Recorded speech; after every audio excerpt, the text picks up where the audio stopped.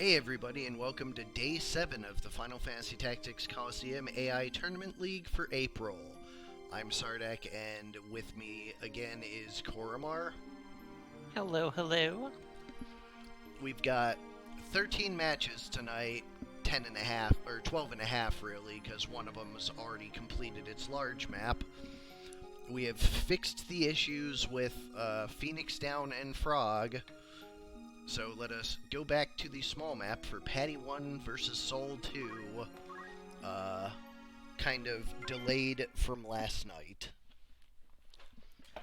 I do need you to open the Discord stream as well. Ah, right. We loaded in and I just never shared screen. So give me 1 second on that. There we go. Technical difficulties in my stream? Impossible. Alright, for Paddy, we have Mario in the 64 Chambers, with Method Mario and Specta Peach, Louisa, and Ghostface Wario. Paramind controls, a Psionic Wave, that's the Dispel, I think. And you're... Yep. Okay. And Weapon Guard, Sicken, Chemist. On the other side, we have a Hidden Knife Ninja with Angel Ring, Dragon Spirit Attack Up, and Basic Skill. Ultimus Bow Archer with Item, Critical Quick, and Throw Item. Ochu with Don't Act, and Time Mage with White, Counter Flood, and Equip Armor. So moving into the small map 5, Paddy is up a game.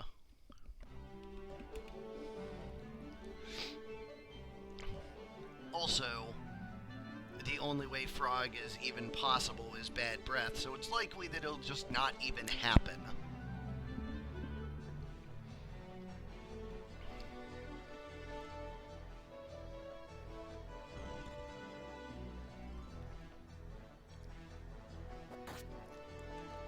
Alright, seeing a fairly similar start to last time. Ninja's moving down, toss the shuriken to the squid. There is a power source to keep the ninja nice and healthy from that counter flood. Yeah, so far pretty much a match. Here's where it might change. I don't remember if that charm landed or not. Chemist moving just a little bit quicker now. Other squid moves up and goes for an Aqua Lung for 220. A good hit, but a counter flood coming back to it. Only 26 and no proc, so no big issue there. Moorball opts to move over and do a lot of nothing. Time Mage does not have a lot of PA, so it's really just all about the status proc.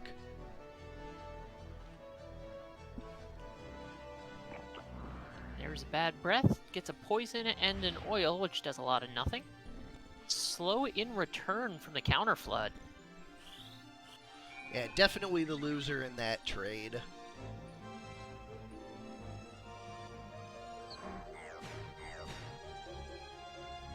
Landing a charm on the ninja, but not on the archer yet. Archer did just get back up, so was able to dodge that charm. Will it get an action?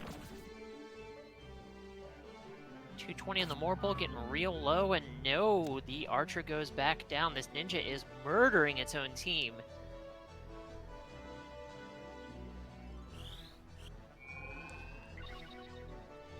Ninja isn't going to be able to make it up to the archer this time, but I guess the Mind Flare is. Time Mage goes down to a book. The ninja's going to move up and is going to go ahead and toss at that Moorball. It is just the ninja versus 4. And that's going to be a little tough.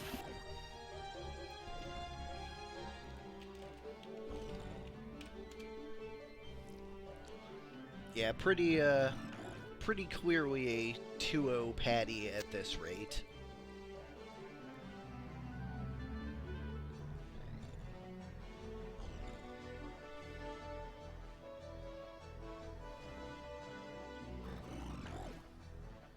Charm, of course, taking a little while to wear off, so just a lot of haste refreshing here.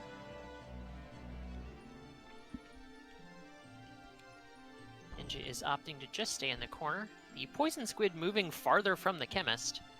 There's another Mind Control, but it does miss. Book applies Poison. The Ninja does have re-raise, but that doesn't matter, of course. It's going to move up and take 2 swings on the Chemist is enough to kill that Chemist, but don't think that's going to matter too much here. That is that. Paddy takes the series 2-0, and Soul 3 is eliminated.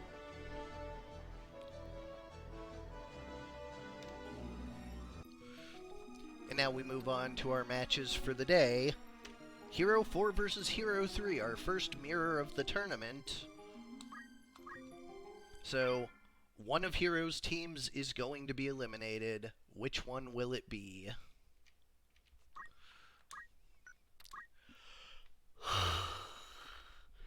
Willow's Harem Redux versus Dazed and Confused. For Willow's Harem, we've got Willow the Geomancer, draw out Dragon Spirit Magic Attack up with 20 whole MA. Those are going to be some pretty hard-hitting elementals. Tara the Mime, of course. Kennedy the Chemist with Dance MP Switch and Equip Shield. And Oz the Ninja with Basic Skill HP Restore and Guts. 201, lowest health, taking the most focus, but with Guts and HP Restore to keep him going. We'll see how effective that'll be. Other side, Dazed and Confused, we have Longbow with Item, Throw Item, and Dragon Spirit. A Monk with Steel, Counter Throw, and Attack Up. As well as notably an Enkai Armlet on both of those. No charms here. Landry the Knight with Dance, HP Restore, and Guts. Also a Chaos Blade. 3 different units with Enkai Armlet. Really preparing for those squids. And Greer the Oracle with White Magic Hamido and Equip Shield. Not a single Confuse or Charm can land on this team. We'll go to Large 109.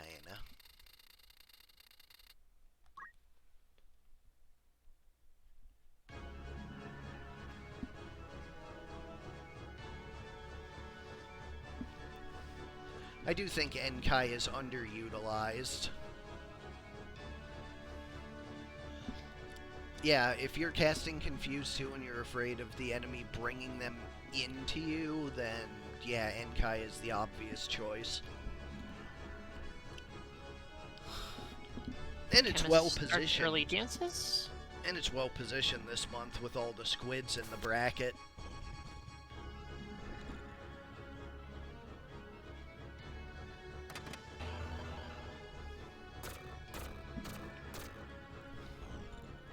Snibus coming out.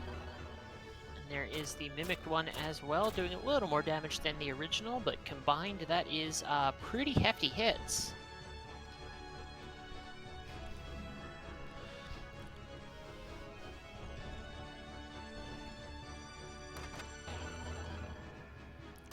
Did see a dance started on the other side as well. Let's see what dance it is.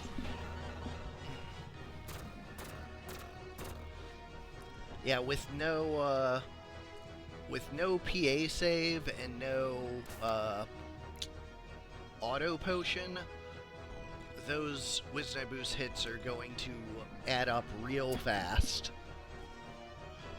I checked, the Knight has, yep, Nameless Dance is the only one the Knight has. Let's see if we get any big Namelesses. A Confusion and a Silence. And there is that HP Restore. Oh, it's the other team. Okay. I was like, they're immune to that, but no, that's wrong team. I had them flipped.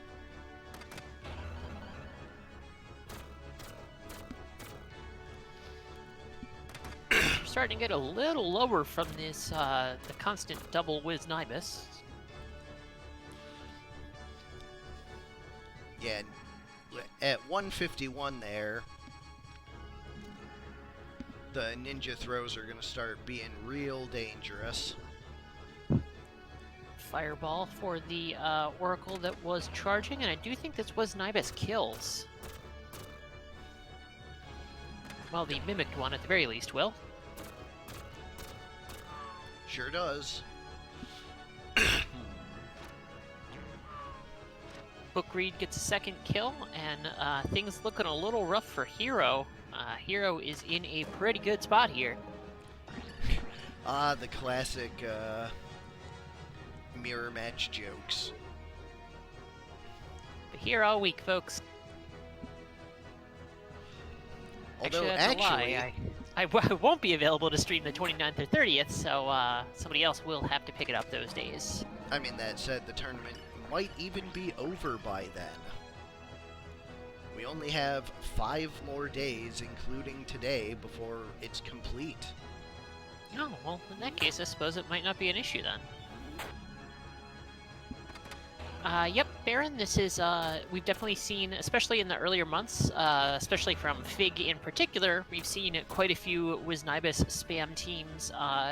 It's one of those things, it is an effective strategy, and it can definitely take a lot of teams that don't have preparation for it off guard, but it has never come even close to winning, so... It is something that's like important to kind of keep in mind, because it can just shut down some teams with really, you know, no option if you don't plan for it. But yeah, it's definitely not a broken strategy. I'm trying to remember if Vana's single dancer or Fig's Timmy Trap 2 got further in the tournament. Like, they both got pretty far up there with it. Auto Potion, any of the saves, even things like Damage Split, anything that can, you know, that is going to be able to consistently proc and either soften the damage or give you some kind of buff from it, works really, really well against it. Yeah, CT save and PA save are especially disgusting. HP Restore works fairly well against it, given that it's usually, like... HP Restore is probably going to be on a big unit, and one WizNibus isn't going to be enough to take it from non-critical to dead, so...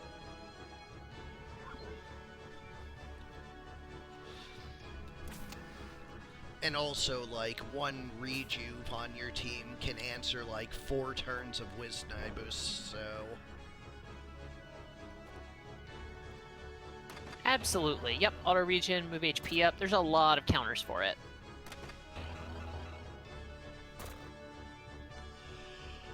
I had to guess Kjata, probably aesthetics.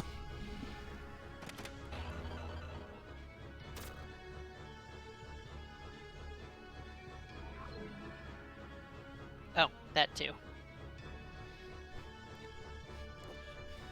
Fireball into the Marksman. Marksman, the last member of her team, left to re-raise. That doesn't really matter. It's just a matter of time before she goes down here. But yeah, a single dancer with WizNibus can be a really strong anti-sandbagging tool, taking out things with Phoenix Down, Wish, and sometimes even Revive. And also just the constant peck damage makes it easier for the units that are just short of making damage breakpoints, being able to make those, like, super important 2-shots and 1-shots, so...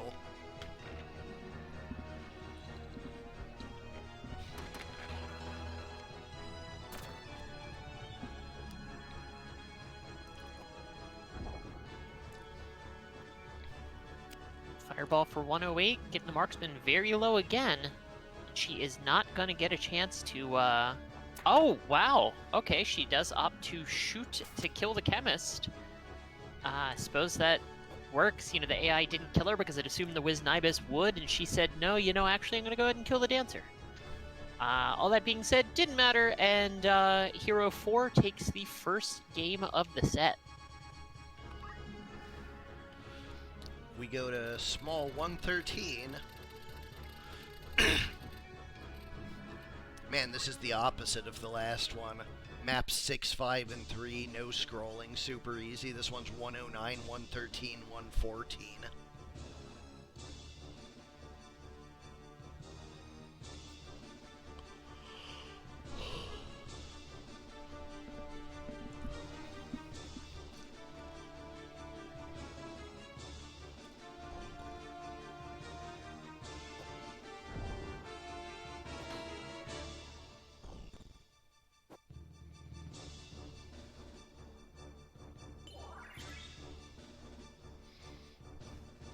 Power source to negate the damage on the ninja. Heartache Strike berserks him. Uh-oh. Does mean he's not going to be getting any throws, but it also means that his stabs are going to be a lot bigger. Oh no. The way the mime moved, if the ninja goes up... Oh, okay. We're safe. If the ninja moved up to front attack the monk because berserk, the mime would have just killed him in the back.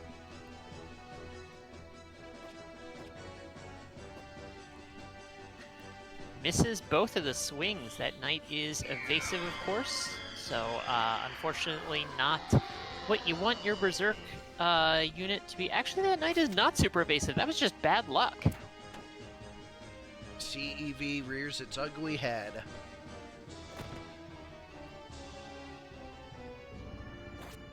%100 hits on those. Another counter throw from the monk onto that mime, but the mime is still standing.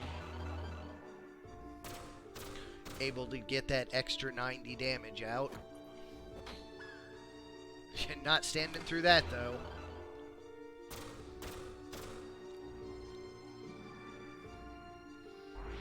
Geo for 156. Pretty hefty hit, but no surprise out of that 20 MA.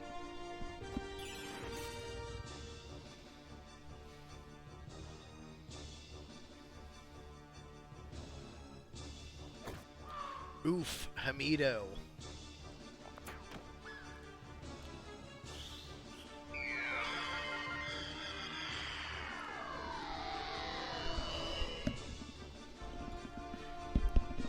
Life there, but both teams still in it, but things do look like they're starting to go a little bit better for Heroes Hero 3. Had to remember which one was which. Don't act on that knight. Not gonna help things.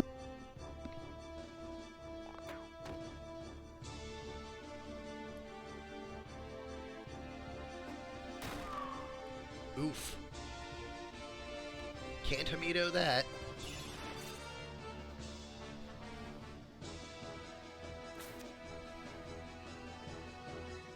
Very quickly swung in Hero 4's favor. Hero 3 not looking super great now. Kami Itachi will get a kill on this knight. No, a guts.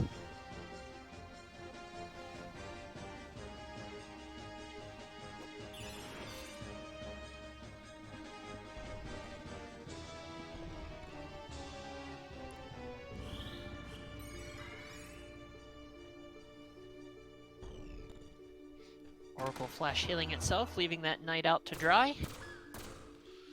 And sure enough, knight goes right down.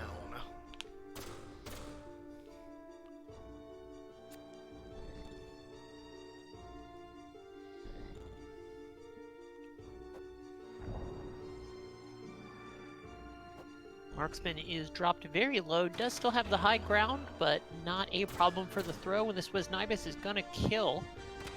Just the Oracle left versus 4.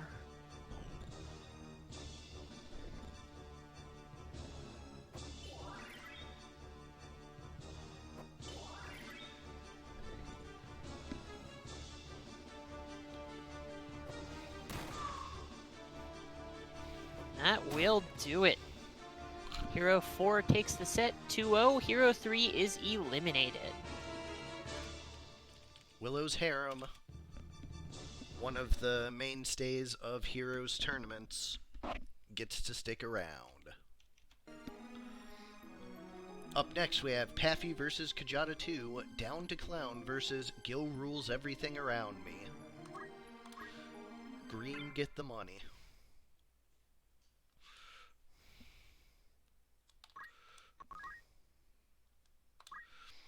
Down to Clown, we have Clown the Time Mage with Summon Magic, Critical Quick, and Short Charge. Ringmaster Aribo with Please Eat. Juggler the Ninja with Throw and Catch and Thrown items as well. Just all sorts of things going in the air with this ninja.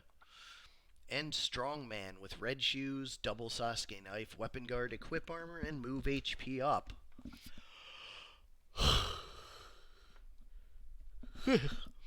For our obligatory Wu-Tang team, we have Raekwon the Chef, the Master Tonberry, Meth the Kakatoris with Gaze and Tailwind, Wu-Tang Fangirl with a pair of flails and Weapon Guard and Guts, and Inspect a Deck with Punch Art, Counter Throw, Martial Arts. A Martial Arts Knight. Very durable, 422 hit points. Going to large, 54 to start.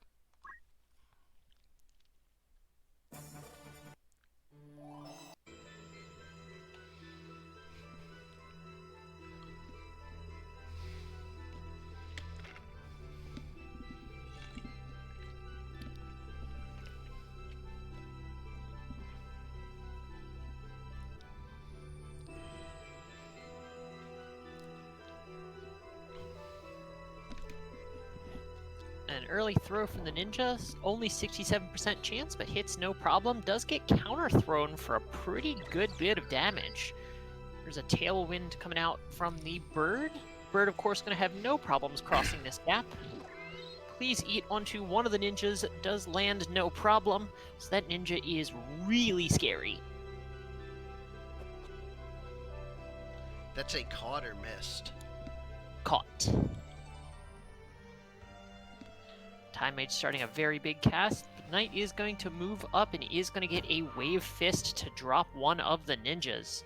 Other ninja, however, is going to move up and go for a revenge kill. Does not get it guarded the second hit, but here's a big Leviathan.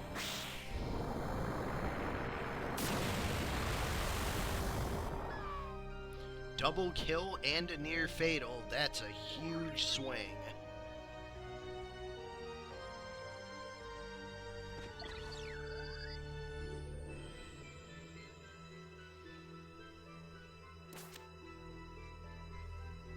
Paffey, an extremely high damage team here.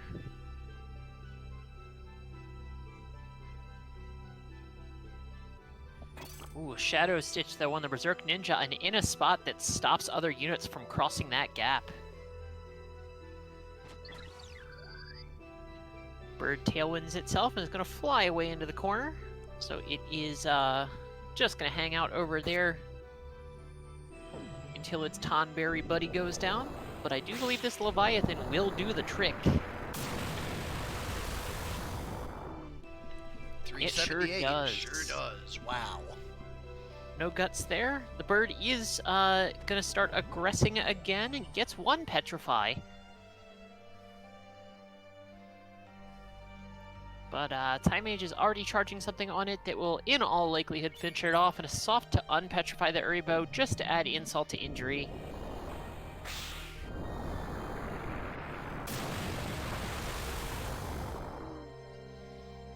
As usual, the large map not a friend to Kjata.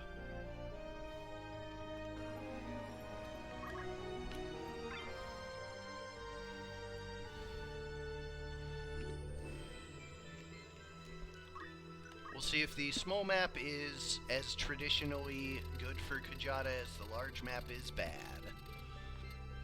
119, let's go.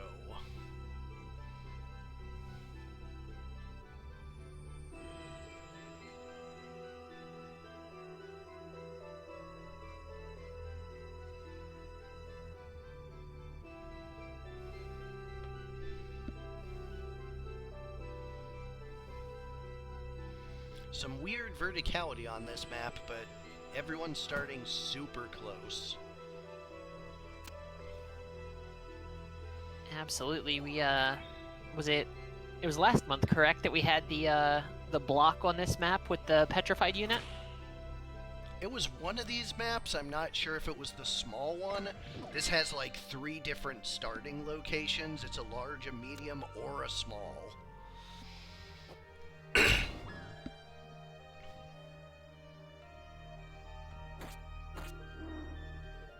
Bird goes down very early, but the time mage is down as well and already ticked down to 2. Shadow Stitch onto the Berserk Ninja does stop it yet again. Tonberry really favoring that ninja, but a revive from the knight could bring the bird right back up. And the bird has the run of this map, so... But a Yagyu Darkness puts it right back down, does not get a chance to exercise that movement. It looked like the bird was going to get a turn being brought up with its counter still at 3, but... speeds did not quite line up.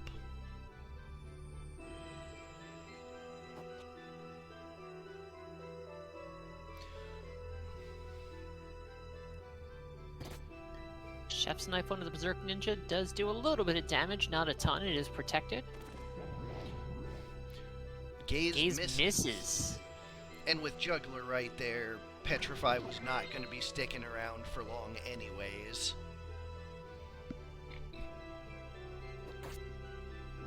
Juggler getting a shuriken into the bird and killing it yet again in a position that is decidedly less able to be revived in, but Wish not having that vertical problem. Does have the problem of accuracy, though. Did not land. Wave Fist onto that ninja as well, but it is a pretty tanky boy with that protect.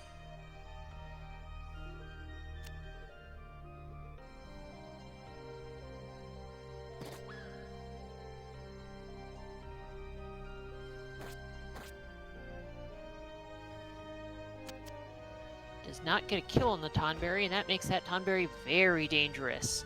Don't act proc onto the Juggler. Twice even. All that haste going to waste.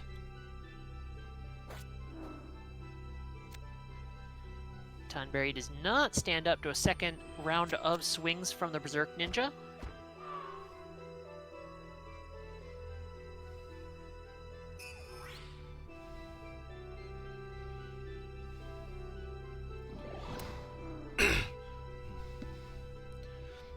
Tonberry goes back down yet again. Both teams still in it, but not by a lot.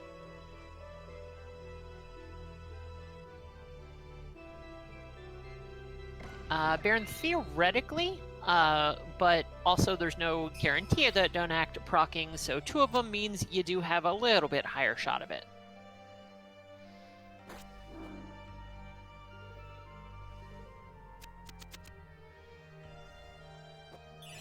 With Juggler back in and tossing Phoenix Downs around, this is looking pretty bad for Kjata. Time Mage does get her action this time and goes for a haste 2. Hits herself and the allied ninja. Berserk Ninja gonna move down and attempt to kill that big knight, but does not, and eats a counter for it. That's actually really big until this revive misses.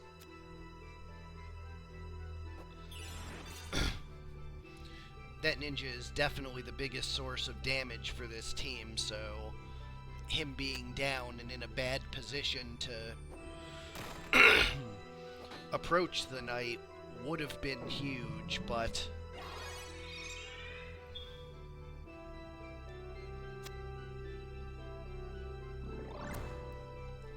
straight dash is guarded and those counter throws just keep coming.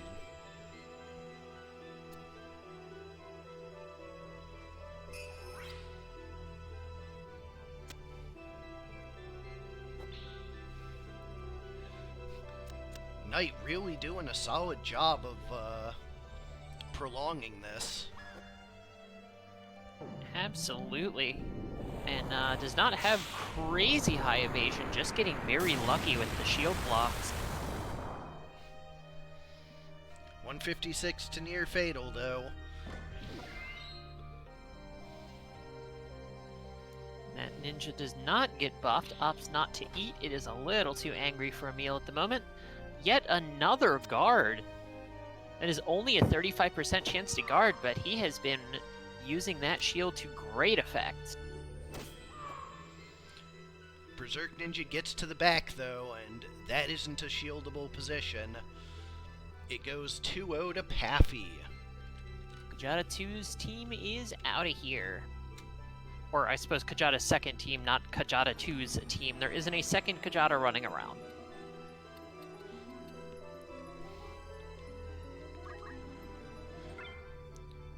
Break 2 versus Fig 3 coming up next. NBA Jam versus Blame Ludo. For NBA Jam, it's Showtime, the Time Mage with Black Magic and Short Charge. Hangtime the Monk with Hamido and Equip Bow. This countering throws has been one of the highlights of this month for me. I had It's no such a idea weird that unit. was a thing, but it's been effective. It's such a weird unit, and I really like it. Jam Extreme the Lancer with Weapon Guard and Abandon. Between the shield and mantle and the weapon guard, very evasive Lancer. And Fire Edition, the red Chocobo. On the other side, Stevie the Thief with Perseus Bow, another Equip Bow unit, 2 in the same match. Counter and Time Magic. River the Spellblade with basic skill damage split and attack up. This is a sword skilling Spellblade, first time for everything, I guess. Notably with Coral Sword, really devastating against those Faith casters, because it is a long-range lightning attack. Azariah the Oracle, which is a Faith unit, with White Magic, Auto Potion, and Equip Shield, and move MP up. Just a very durable Oracle. Putting 40% spell evade on a Faith unit, pretty solid choice there. I like that a lot. And a Wizard Mantle as well. This Oracle is going to be extremely hard to hit back with other Faith Oracle abilities. Very well built unit. I like that a lot. And Brooklyn the Spellblade with also Faith Rod. This one going the Black Magic route, one of our many Spellblade builds, with Catch and Magic Attack up. Go to large, 29 to start. Worth noting that Break's team, Break 2 is in this match, Break 3 is in the next one, and those are his last 2 teams, so he could be out of here tonight if one of these 2 teams does not make a victory here.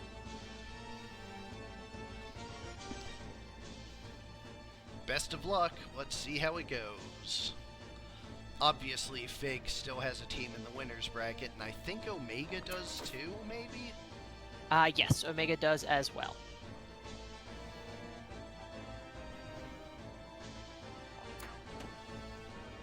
A bow shot from the Thief into the Time Mage, not enough to kill, and a power source going to heal her right back up. Haste 2 on everybody. Casting so late and getting all 4, super uncommon. There's a cheer up. We have been seeing more of those this month. And by more of those, I mean we have seen it this month, because I don't think it was used at all before this month. Literally ever, yes.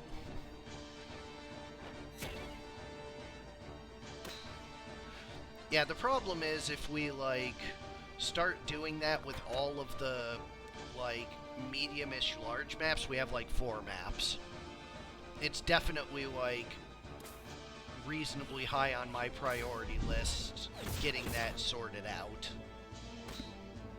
Comet, a spell we have not seen a lot of, does a little bit of damage.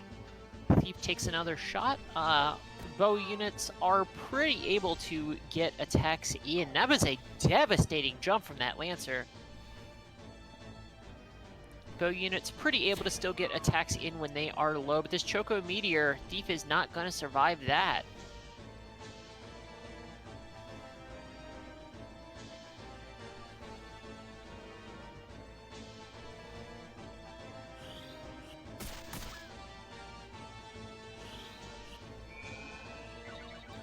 Chain Lightning hits that Time Mage very hard.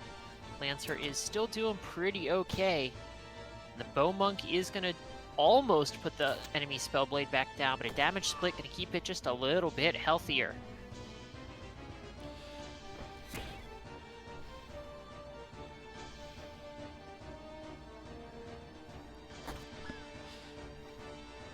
But Breaks team in a good spot here, taking a pretty commanding lead. Sandbag looping here, not really where you want to be if you're Fig. Break takes game 1. His tournament life looking to potentially be extended. Will the small map benefit Fig 3? Let's find out. Small 58 coming up.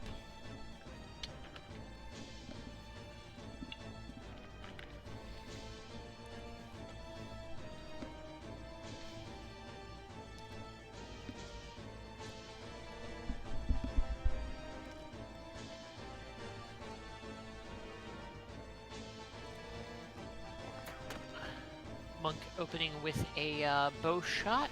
Pretty big. That is going to be a haste 2 for 3 unless the Chocobo can move into range. Thief not able to prevent the shot there, and there is a heal from the Lancer yet again. The bird does indeed move into range. Yeah, these 8 haste 2s have been surprisingly working out pretty well because they're slow enough for the team to get moves, but they tend to move into range. Lightning Stab is able to one-shot that Chocobo. The Lancer does guard it. Lancer, however, was not hasted. Did not land on it.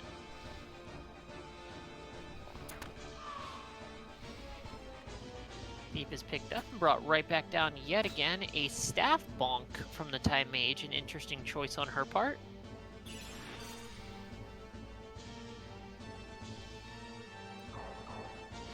Big group hug for the Chocobo, but he's not going to last if that Spellblade gets another turn. Chain Lightning on the Time Mage is able to put that Spellblade down immediately, and there's a huge Lightning Stab. Kills 2, does not hit the Lancer yet again.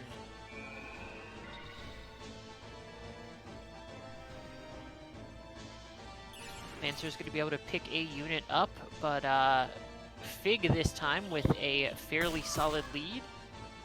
Chain Lightning with more kills there. That was a double kill. And another Lightning Stab. It's actually a 2v1 in Break's favor now. Yeah, that double kill was really big.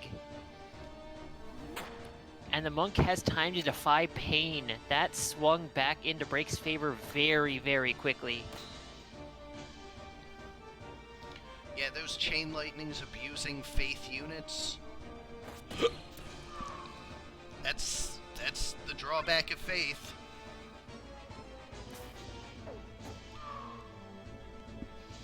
That will do it. Break 2 taking the series 2-0 over Fig 3. NBA Jam stays in and Break sees another day.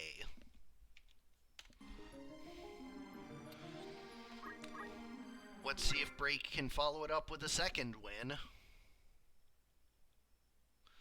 Or if Omega will knock him down to just 1. Tennessee Titan versus Don't Poke My Mons. Derrick Henry the Spellblade with Bloodsword E2. White Magic Dragon Spirit and Defense up. Mike Vrabel the Urbo with Please Eat. Ran Carthan the Pisco Demon with Energy Blasts, that's the Dispel. And Amy Adams the Trent with Blessing of Nature.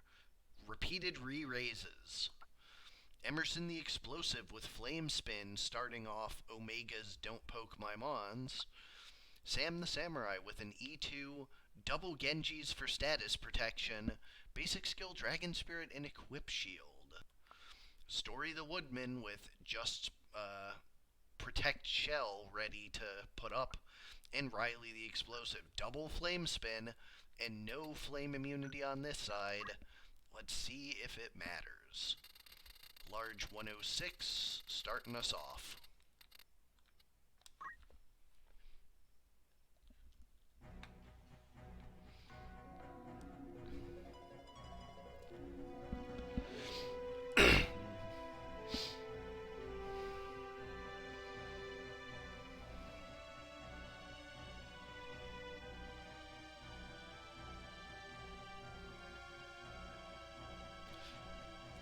Bow kicking it off with Please Eat on the Spellblade, and it lands it. Very popular unit this month. I do think it's in a pretty good place. It's helpful without being oppressive. Just like fills its role really well, I think. Admittedly, seeing it nose breath sometimes is pretty irritating, but that aside, I'm inclined to agree. It's definitely strong, having a considerably better than 50-50 odds to end barrier, but I don't think it's broken. A thing I've been considering is seeing if I can find where it,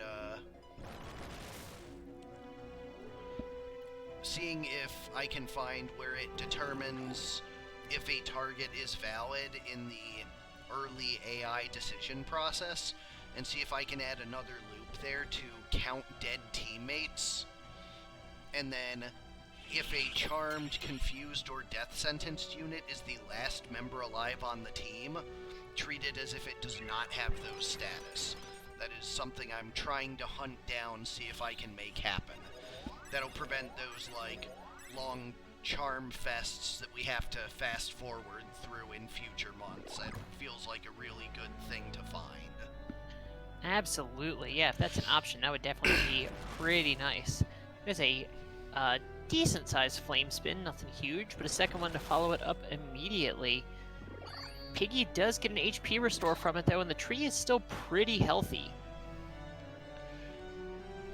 Yeah, trees do have a lot of hit points and that damage split. They are reasonably hard to take down quickly.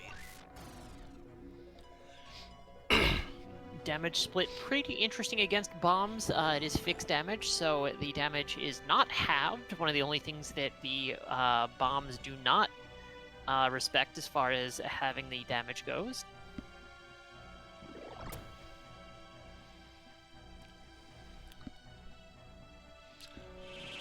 A lot of posturing and small pecking for starters.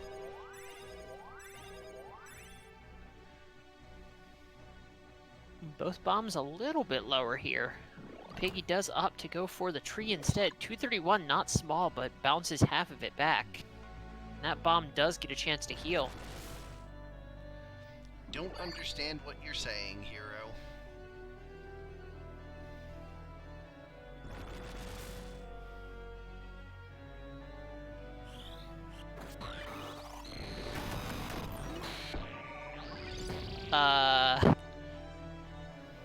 What? I forgot to... I must have reverted something and not changed the, not changed the animation on that. Because that didn't do any damage. That did just set, Discord. But, Jesus Christ. It's a really extravagant animation for Discord setting.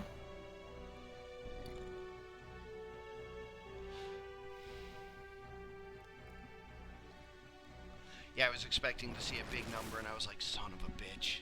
And then it just set darkness, and I'm like, oh, okay, I guess that's fine.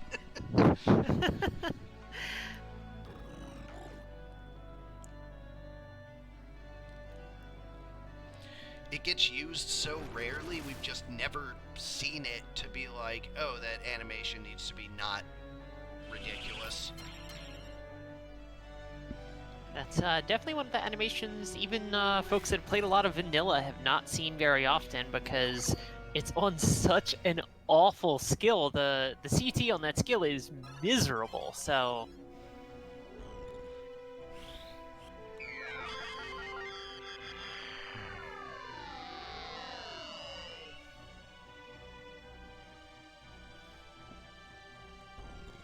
Cloud, definitely a very, fan servicey unit, of course, but just not good. Just half of his abilities suck because they take way too long to execute.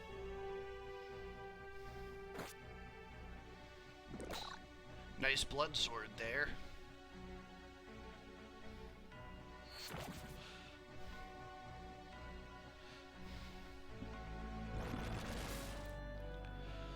does a lot of AoE damage, but no near fatals. Leaf Dance, however, is enough to kill one, lower the other down low. Counterflood gets a confusion.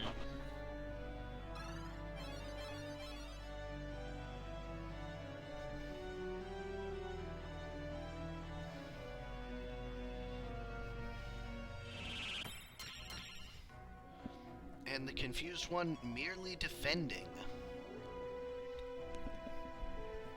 Leaf dances to hit nobody at all.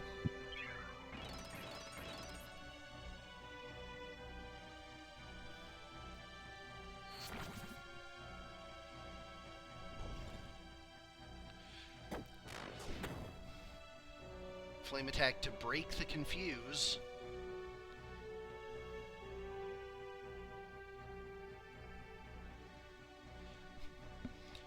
Pig trying to protect that Spellblade, but I don't know if... Oh, he does in fact get it off in time. So he's protected and healed. Samurai protecting and shelling its friendly bombs. That bomb is going to take basically no damage.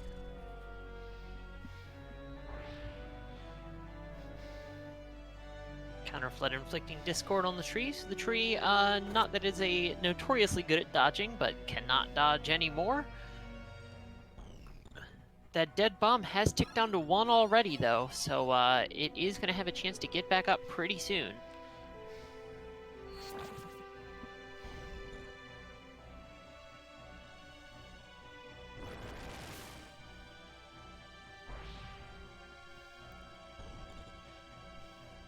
Yeah, just being able to cobble together enough offense to take these bombs down is really the big question being asked of Break right now.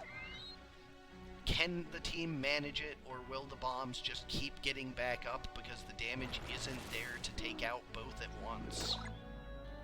There went the piggy, and the squid is low again, but a rejuve is going to pick it back up and do a little damage to that bomb.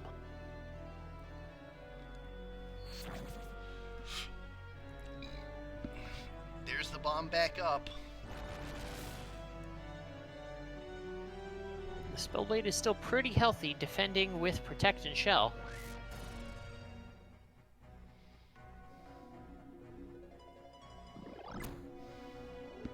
Piggy does not get a kill on the bomb. Samurai wishing for the tree.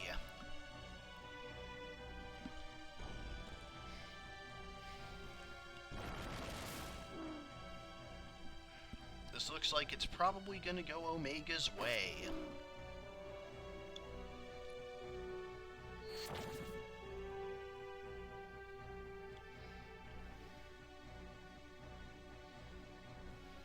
Break does still have 2 units up, but they are working their way through them.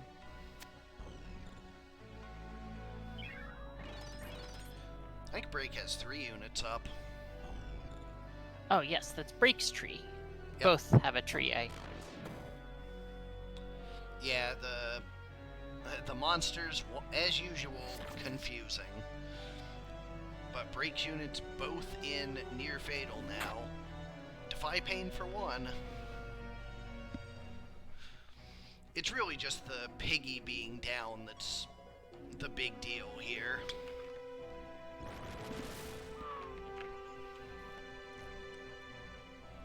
Spellblade is down.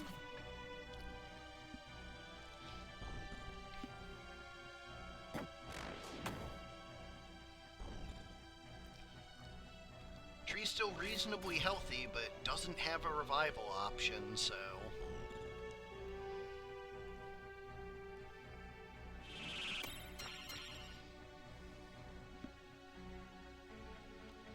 Rejuve coming out on the Spellblade, but not gonna make it on time.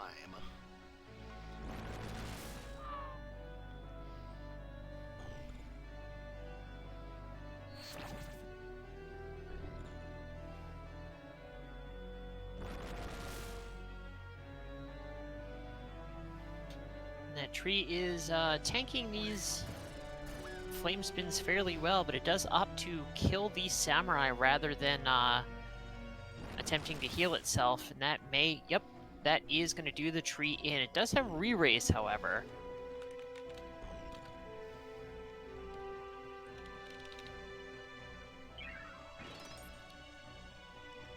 It gets back up and re-raises itself again, and is able to heal to full.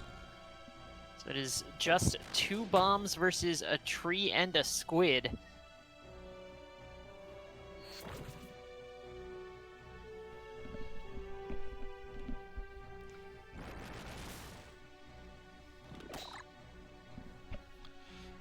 Yeah, as weird as it is, Masamune is hit 100%, status no evade, like I'm looking at it right now, so the formula does make it always hit. I guess it's just the fact that it is inflict status random among defending, regen, and haste.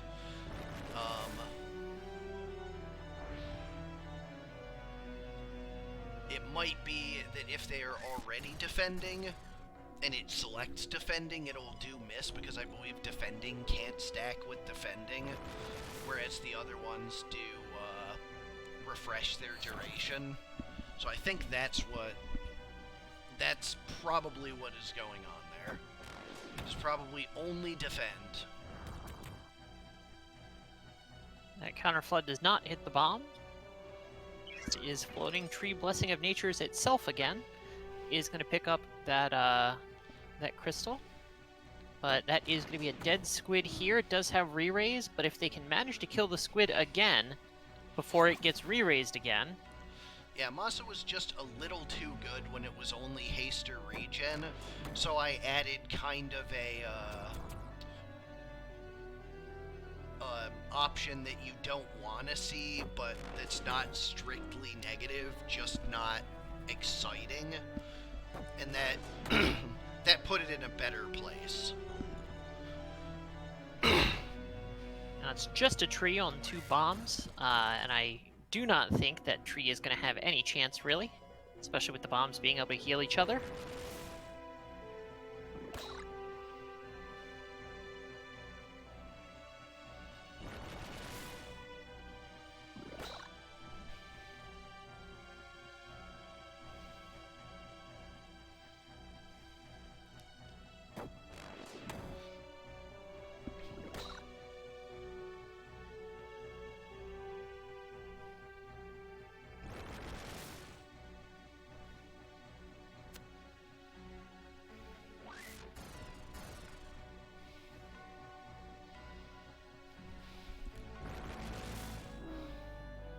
That is the match.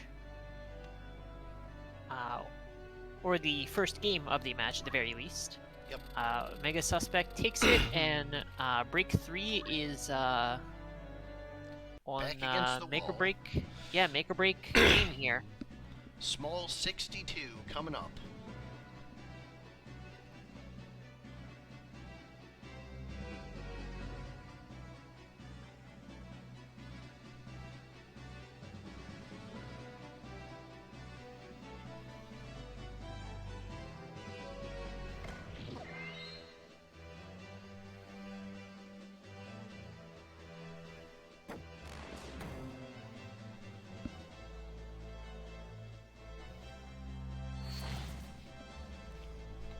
$99 damage to the bomb. A flame attack in return for 176, a pretty good hit. Spellblade moves up and is gonna start casting something. What is it casting?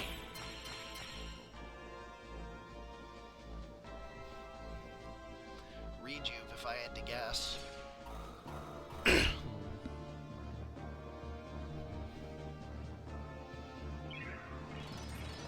It has Rejuve, Flash Heal, Life, Full Life, Wall, and Esuna. So it is going to Rejuve to heal itself and hurt the bomb. Well, heal the team and hurt the bomb, I should say. And a straight dash, 71. It is 2 HP short of getting a kill.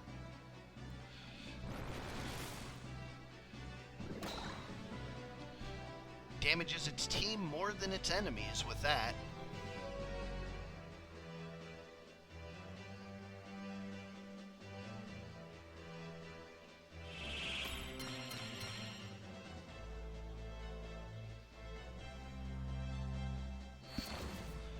Another critical quick Aqualung.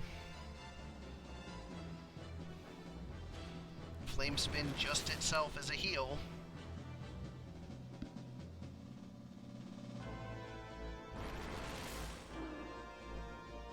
That Flame Spin, considerably more devastating. It's a big rejuve, healing some of the enemy team, but also damaging that bomb.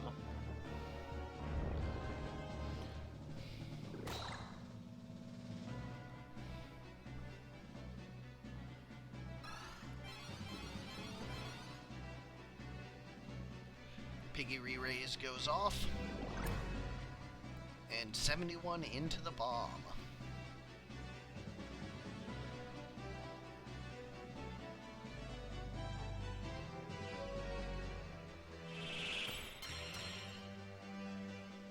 Samurai continues to Masa, does apply a haste this time.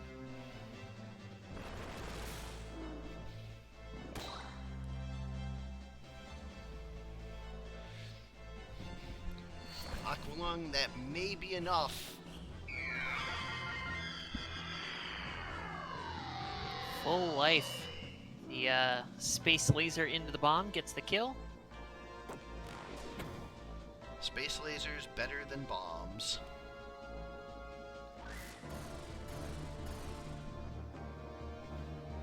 Three units hit by a Leaf Dance. Everybody clumped up does make Leaf Dance very effective.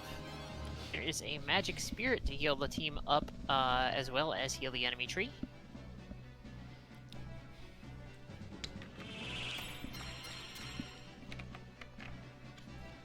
Nobody hopping down to the bottom floor in this. Everybody is staying very clumped, making these AoEs very effective.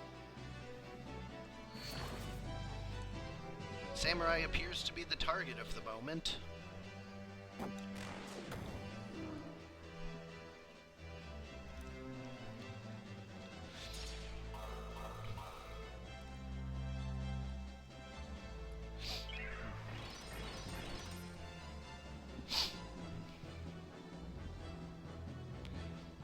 Another spell being charged by the Spell Blade. Could potentially be another attempt to do more to the bomb.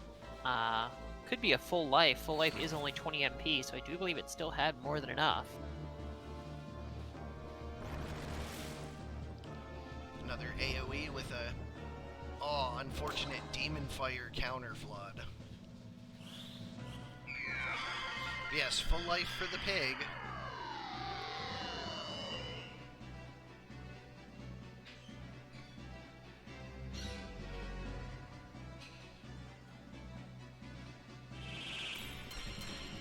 Another spell coming out. Not going to be a full life, since that is too much MP, but it could be a life or a rejuve.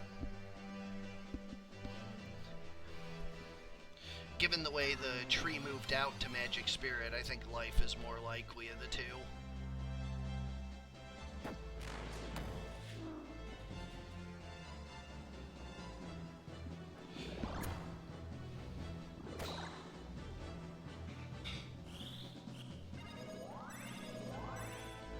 No, rejuve actually.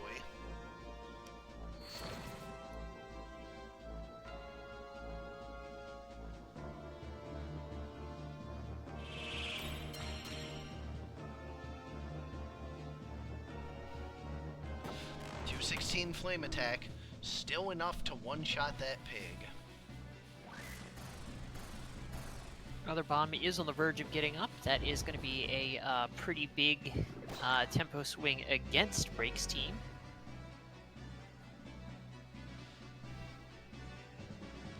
.143 regular life being charged.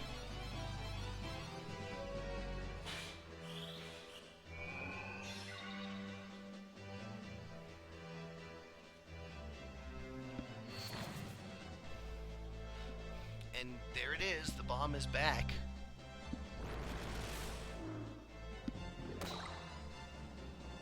Flame Spin puts the piggy back down, does hit the friendly tree, but that is just the price of playing the game, I suppose. Samurai opts to take a swing and kill the squid.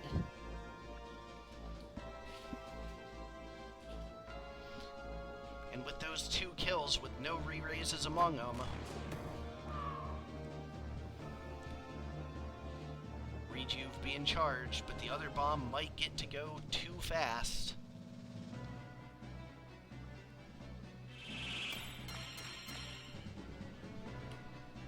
Yup. Bomb will finish off that Spellblade, no more re-raise, and it is just the tree.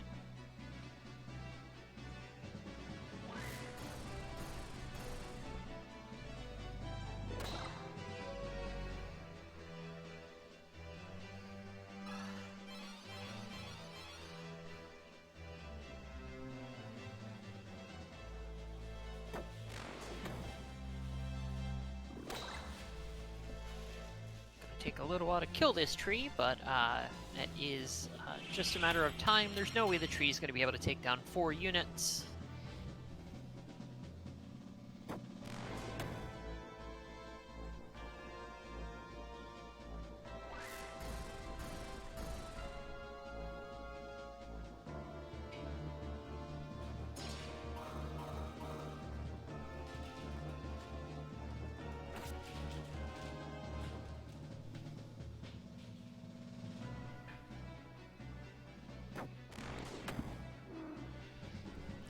There it is. Good thing NBA Jam did well because Tennessee Titans are out of the event. Omega takes it 2-0. Omega having another match following that upgrade here. Omegasuspekt 1 is going to be playing against Coppola 3. Coppola 3 with Meta and Omega 1's Omegasuspekts.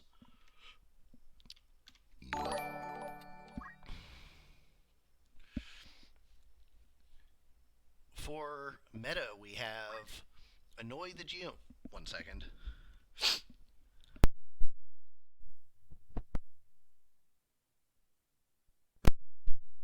Sneeze there, had to mute my mic.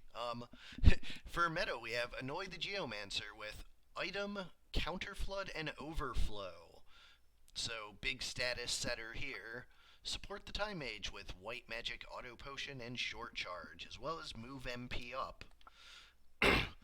Destroy the Summoner with Basic Skill, Weapon Guard, and Magic Attack up. And protect the Trent with that Re-Raise Blessing of Nature. On the other side, for the Omegasuspekt, we have the Obelisk, the Lancer, with Punch Art, Martial Arts, and HP Restore. The Tempests, the Samurai, with Draw Out, Basic Skill, Dragon Spirit, and Equip Shield. E2, big damage reduction, 2 very durable units right out. The Monolith, the Samurai, with Item, Caution, and Magic Defend up.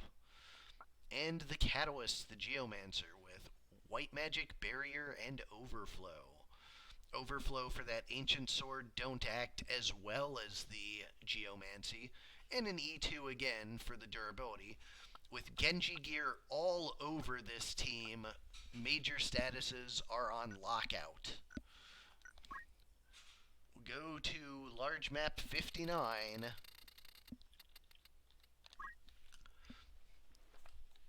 Start the party.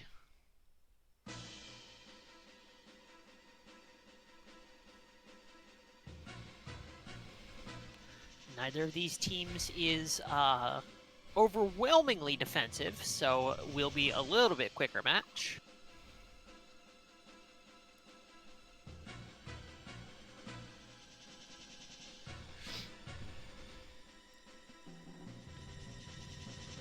I think they both kind of have a decent defensive note to them, so they don't get overrun immediately, but generally speaking, they're trying to get the opponent dead.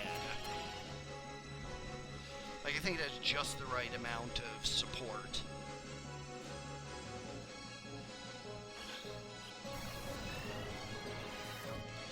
Ace 2 for 2. The vertical tolerance preventing it from getting the summoner. But a pair of Don't Acts from Annoy the Geomancer. Doing her job and doing it well.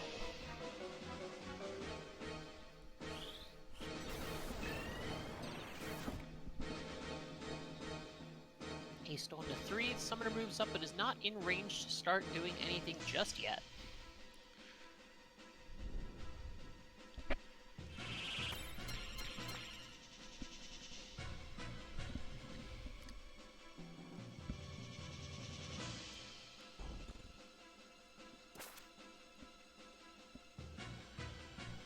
Carve model. But no procs this time. The defend does take its damage down a fair bit, so team is still plenty healthy, no big danger there. Can't say the same on the other side. That's a big spin fist, although half of it on the tree is bounced back.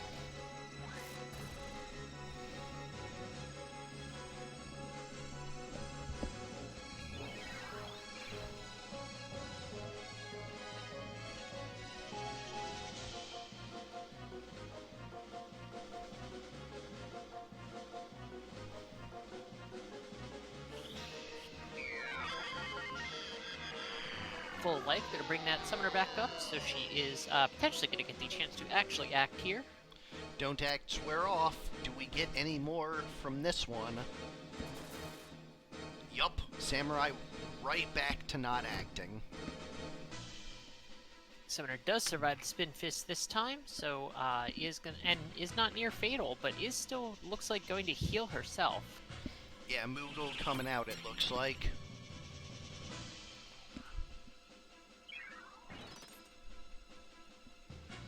Tree buffing only itself, opting not to move over and buff the Time Mage. Time Mage looks like charging a haste 2 on itself and the summoner. Yep.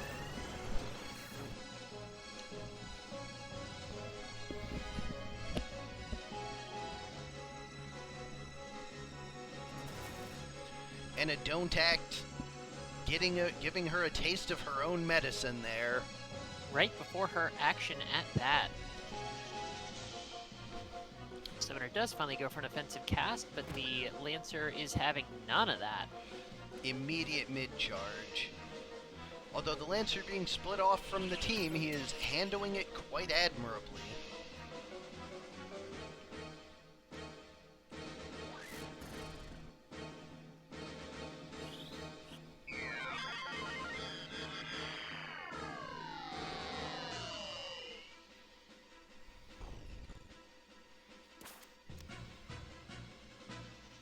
Geo is don't acted, so it does run away just a bit. It is going to take a turn to sort of re-engage once she is able to. She is getting Kami Itachi'd yet again, refreshes the don't act. Brutal. Spin Fist once again making the summoner run out for Moogle.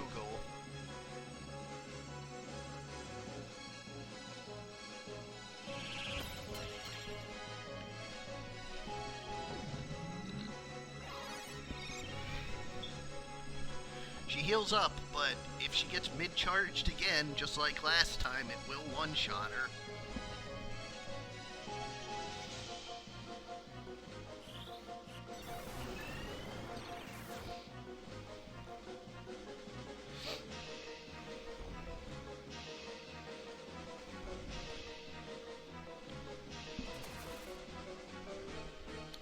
No refresh on the don't act that time, so she may potentially get another action here. And once again, we'll probably see a Moogle instead of an offensive cast.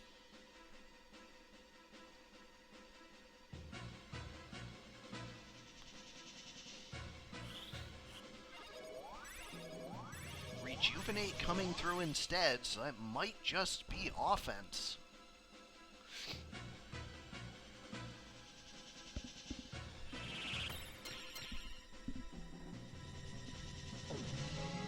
Sure is, it's Odin time.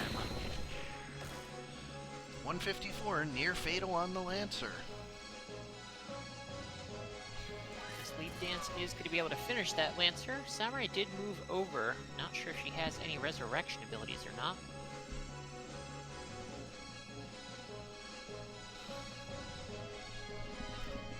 Geomancer giving chase and continuing to proc those don't acts. That Samurai does have Wish, but cannot currently get in to do that, of course. Shiva for 150. Followed by what looks like a haste 2. But it's cancelled with the confusion.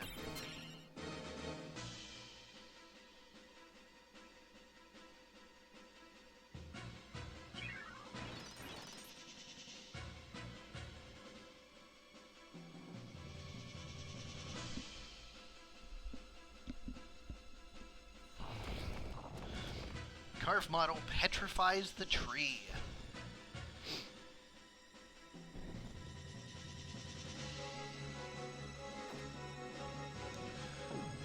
Time Mage not really knowing what to do here, since it is confused, just opts to go for a staff bonk. Shiva gonna drop that samurai very low. She has Defy Pain to bring her back up to mostly healthy.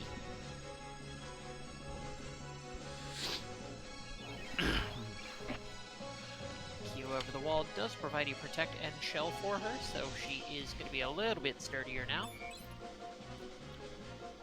The Don't Act wearing off gives her the soft for the petrify.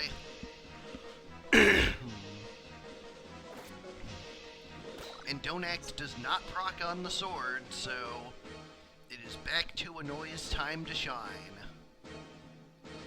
Oh, that Time Mage is attempting to stop.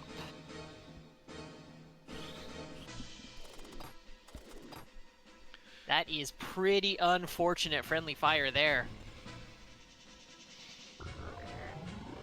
That being said, the body block does prevent the anybody from getting to that Lancer to be able to get him up, so the Lancer is going to crystallize here in a moment.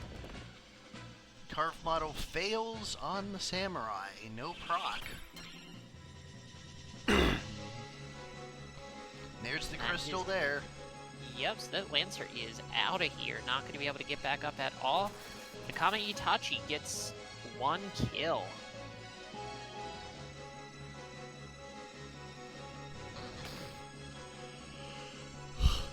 Kiku not enough to land the second one.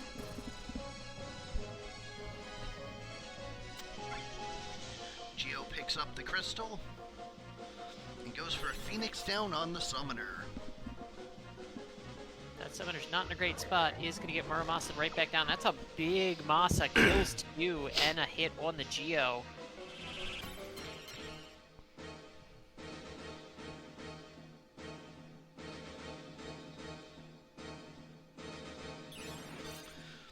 Phoenix down in retreat for Annoy, but It is a 3-on-3. Oh, but a re-raise. It is a 4-on-3. but that being a haste too, and them being so clumped up together, gonna make short work of that.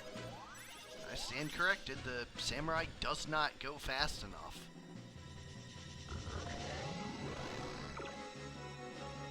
Masa friendly fire there, but not enough damage to really be an issue. Nikio Mori going to keep them nice and healthy here.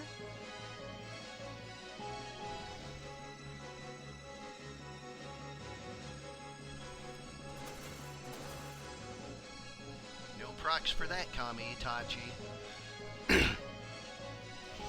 Annoy had the luck in the beginning, but it looks to be turning strongly against her as the... I don't remember what the support Geomancer is named on the other team.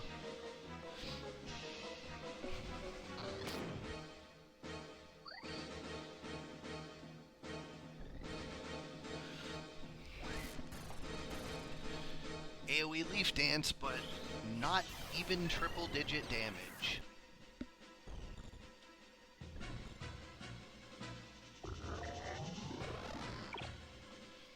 Death sentence on the Muramasa. The Time Mage is death sentenced.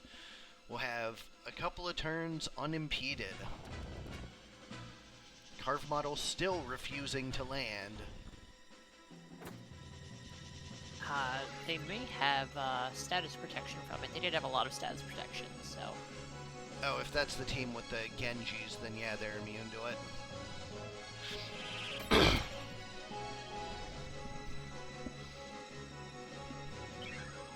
Blessing of Nature for the Time Mage instead of electing to take down the Samurai. Kami Itachi lands and cancels that summon. Samurai does go down, though. The Samurai that just got bonked does have Phoenix down, so it does have an ability to get them back up. Although she had re-raise anyway, so it didn't even matter. Despite having a team member crystallized, the Omegasuspekts are still hanging in there.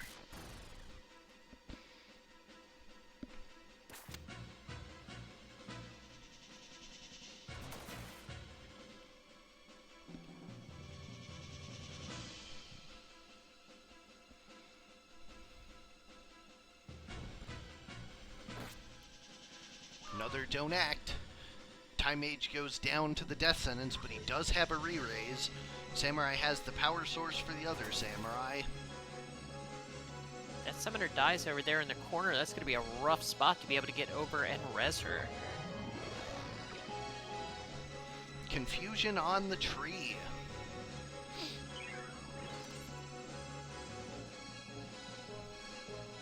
The summoner just sitting there in the corner while don't acted.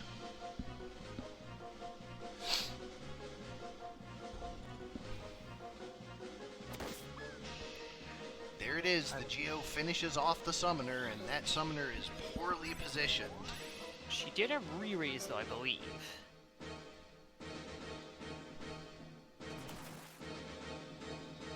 Kami-Itachi lands the don't act just before the turn there. That's big. Looks like a rejuve on the summoner, or Moogle rather. Will the Geo be able to get in and mid-charge it? No.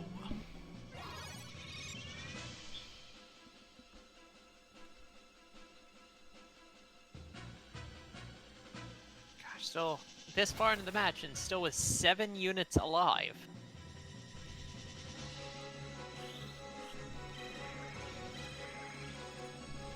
Confusion is off. Geo once again proccing the don't act with that ancient sword. Summoner is in trouble.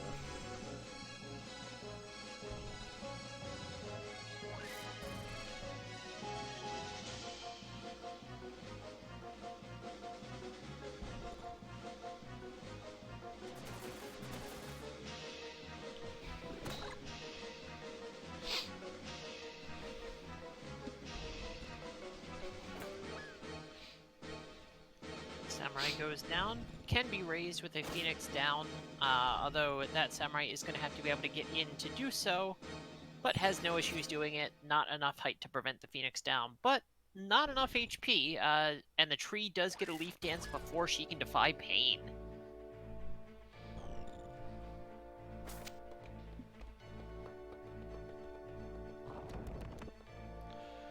Carve model, but that's going to be futile against this team.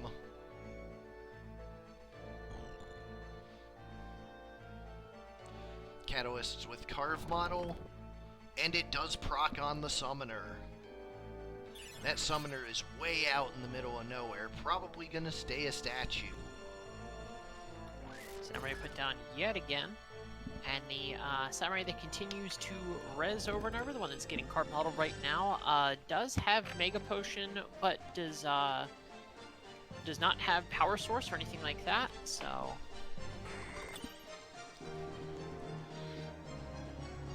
But the Geomancer with the overflows gonna get in and start throwing statuses around, and meta is not as immune as the Omegasuspekts to status.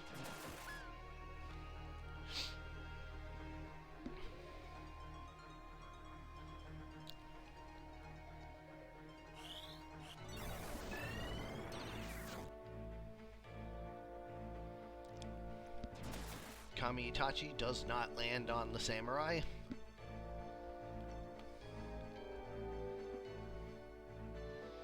Time Mage with haste 2 on the tree.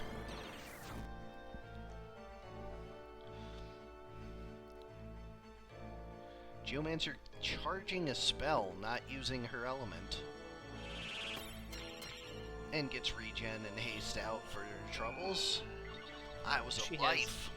She has Cure and Life, but does not have the ability to restore her own MP, and the Samurai likewise cannot restore her MP for her, does not have Ether or Power Source. The tree getting down in just enough time to Leaf Dance and take her out. Phoenix down comes out, but the Geomancer has the answer. You know it's true because it rhymed. The only unit on Omegasuspekt's team that did have MP Restoral was that Lancer with Chakra, and the Lancer is long since crystallized, so... couple more lives come out, and that Geo will be totally out of MP.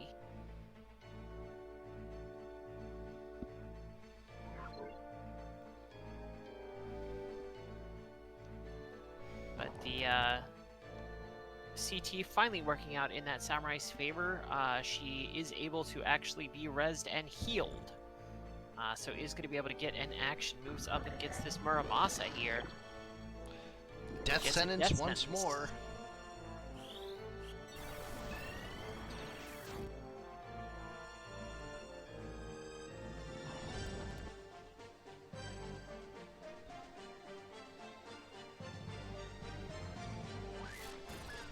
It's so wild because, like, we're, like, 18 minutes into this game 1, but reasonable, interesting things are still happening. This is not just, like, non-stop loops. It's just the two teams are so evenly matched. Samurai not long for this world yet again. The Time Mage likewise not going to be able to survive for too long here.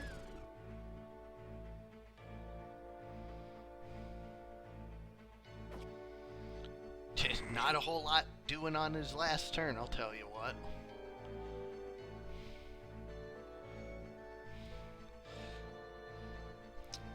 Unfortunately, the Geomancer is running out of mana, should not be able to revive anymore. It is just up to the Phoenix Downs now, and those are answered quite handily by the Geomancer.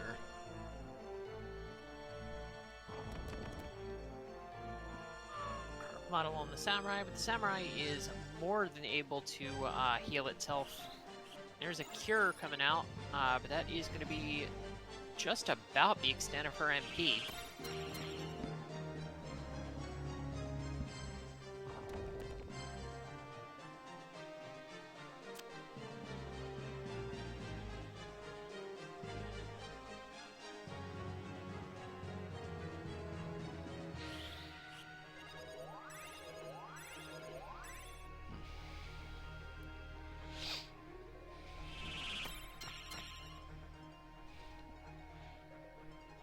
I believe the green team is entirely immune to Petrify on the entire team. At the very least, the 2 units that are still up absolutely are, as is the Samurai that's on the floor. Yeah, the entire team has either a Genji Gauntlet or a Genji Helm plus a Genji Armor. Yep. Yeah, I just checked. The Crystallized Lancer did as well, so... Yep, whole team is immune to Petrify. But that Samurai down there is at 0. She is about to crystallize, so we are actually about to see a second unit just gone. Well, I suppose a third, since that the summoner over there has been petrified, and there is no, or very little chance of anybody getting over there to do anything about it. What does this team even have that could cure it? Let's take a look.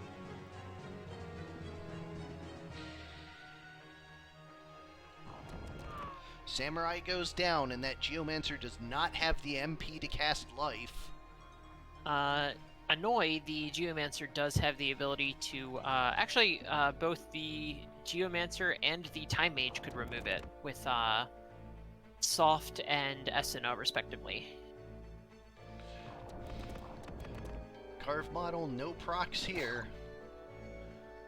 But it's dangerous because these 3 actually can be petrified, unlike the green team.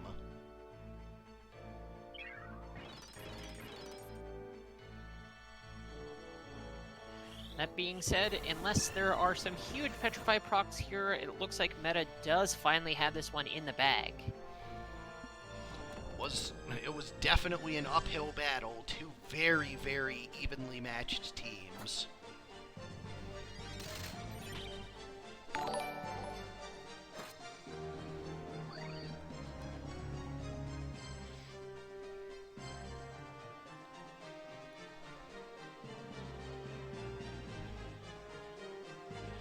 Those Carve models doing almost no damage. but everyone is now moving in the direction, and we might just see an unpetrify. Would not be unwelcome. Xistio is going to take a little while to be put down.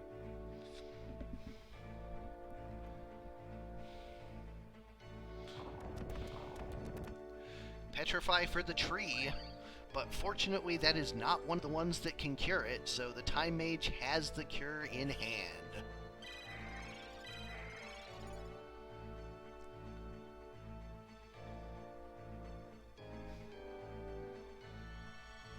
Another crystallize over there.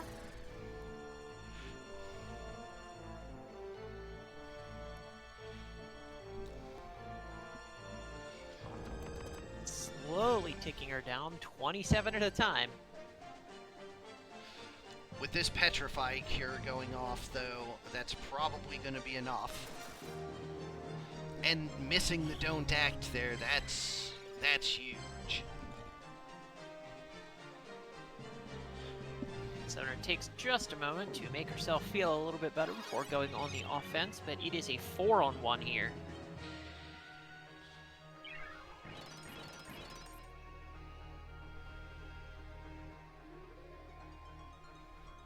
Carve model for 37.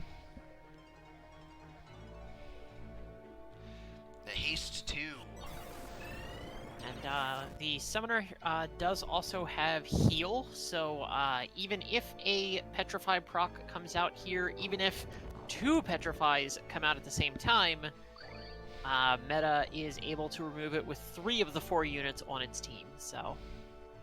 It looks like the offense is coming out from the summoner.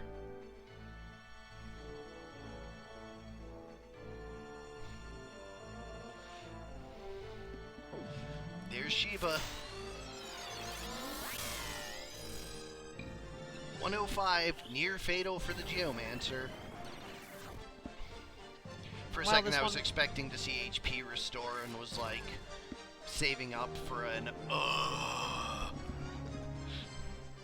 While this next round gets started here, I'm going to take just one moment to go feed my pup. Yep. Game 1 goes to Coppola 3.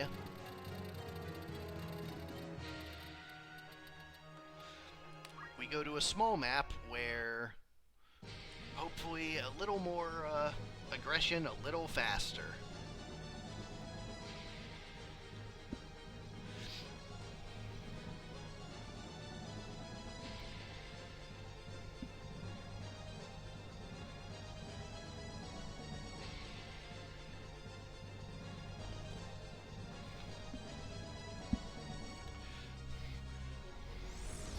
Hell Ivy and Carve Model, the 2 on this side, should be immune to both on the green team.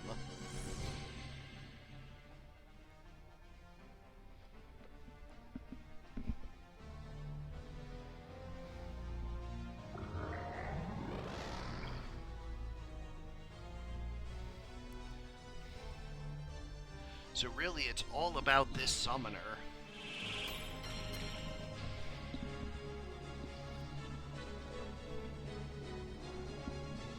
Hell Ivy, does it get the stop? It does.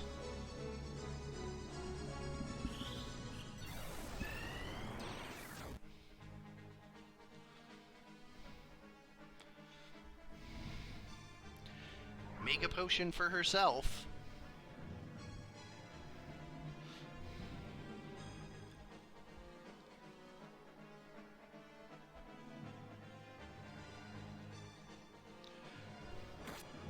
And a Don't Act on top of the stop. Right, I am back and everybody's still up. Not a big surprise there.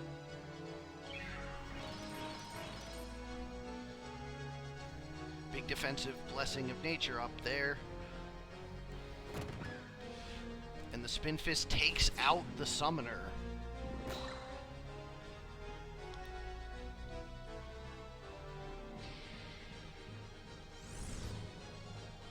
Hell Ivy near fatals the Lancer.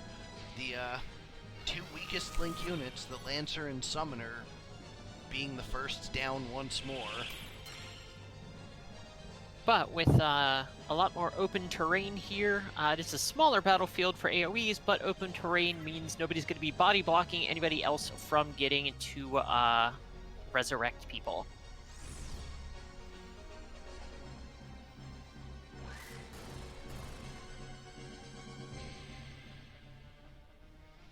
Geomancer's gonna finish off that Lancer, probably. Yup. And don't moves the Samurai. Is the Samurai the one with Phoenix down, or is the male Samurai the one? The male Samurai. Okay. So not keeping her quite off the Lancer. Although I think she's also the one with Wish. I believe so. Let me take a look. Either way, the don't move yes. blocks her from bringing the Lancer back, so...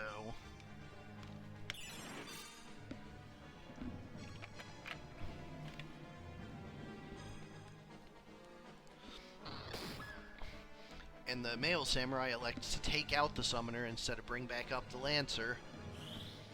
Because the Geomancer has it with life, but we've seen that is a limited resource.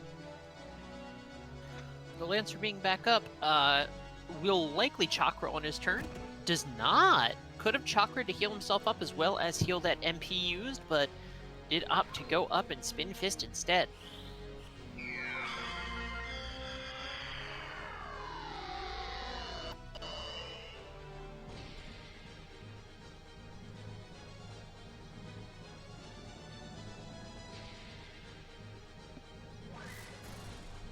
Summoner starting a big summon there, but will she get it off in time? Oh, she's very in the open here. Quick Shiva coming out. The female Samurai acted in time, but couldn't do anything since she was don't moved.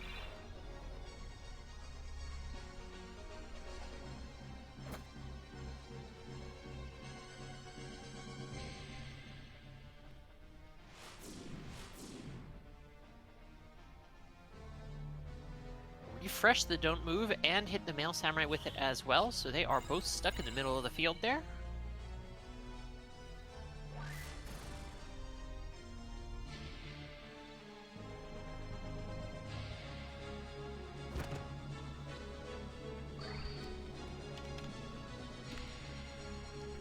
Spin Fist procs the auto potion, does not hit the summoner. Summoner is starting to cast again.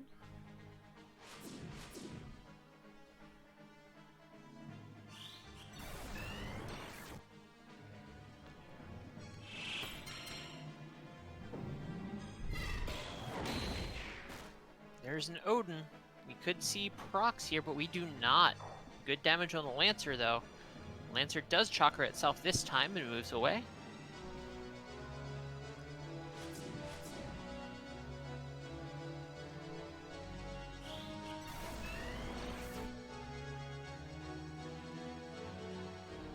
Haste 2 coming out is going to speed up the Summoner and the tree. Summoner is going to move up and do a lot of nothing there. Eats a Kiku for moving out of position. And a Murasame on 3. Pitfall, no don't move procs this time. There's a Blessing of Nature. Hell Ivy does not stop the Time Mage, though.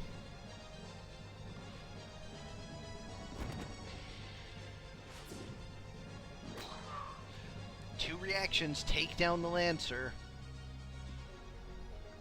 He likely will be brought back up here in just a moment. Sure is, but that does mean that they are now going to slowly start being sandbagged,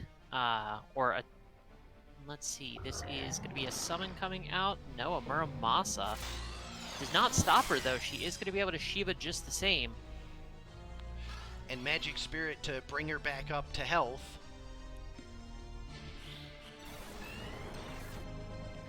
Time Mage keeping the team hasty. Having that move MP up being pretty critical for him. He is able to keep buffing and things of that nature. But the Lancer is back up. Another Shiva. Takes out the Samurai.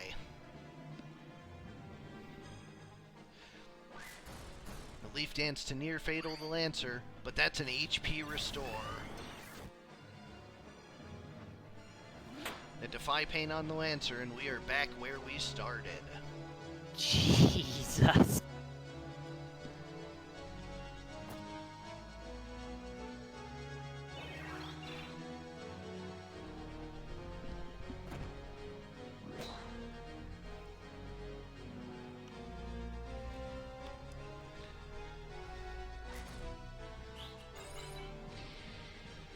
Alright, running this at a bit more hyperspeed here. I am totally okay with that, because this match is running long.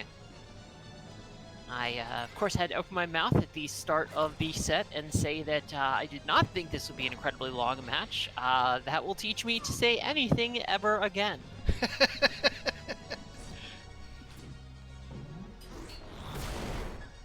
Well, that's 2 units down, though. That's pretty big.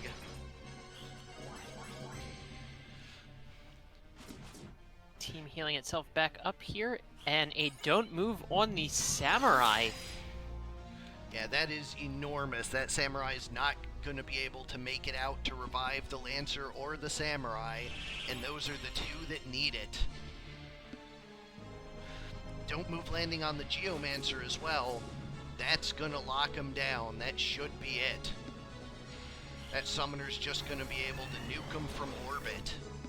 In all likelihood, yeah, we probably are going to be seeing a match end here pretty soon. Looking like Meta is going to be able to squeak this series out. Oh, life being charged. And the Geo is going to pitfall the Samurai, not able to stop it. Yep, but a Shiva coming out. Samurai is near fatal, but that Lancer is coming back up. See if he gets an action or not. A Leaf Dance is going to bring him low again. He is near fatal, and it procs an HP restore. Samurai goes down, though.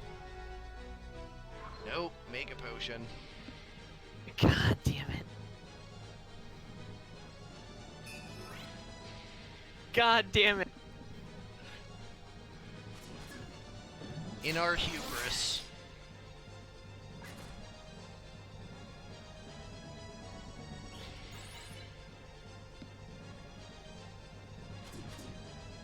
I mean, I can't be mad, of course, about people designing a team well. But man, sometimes it really does make a match go very long. This is part of the reason why I have planned the things I have planned for long match measures in the coming months.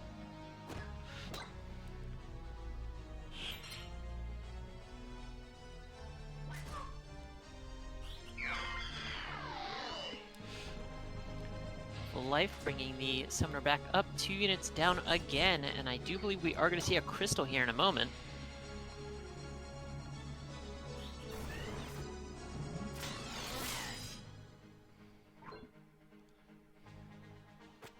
That's not a life's cast.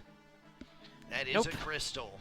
That Geo is finally out of MP, so not able to get the ranged life casts, and the Samurai is melee range, does not have throw item, so...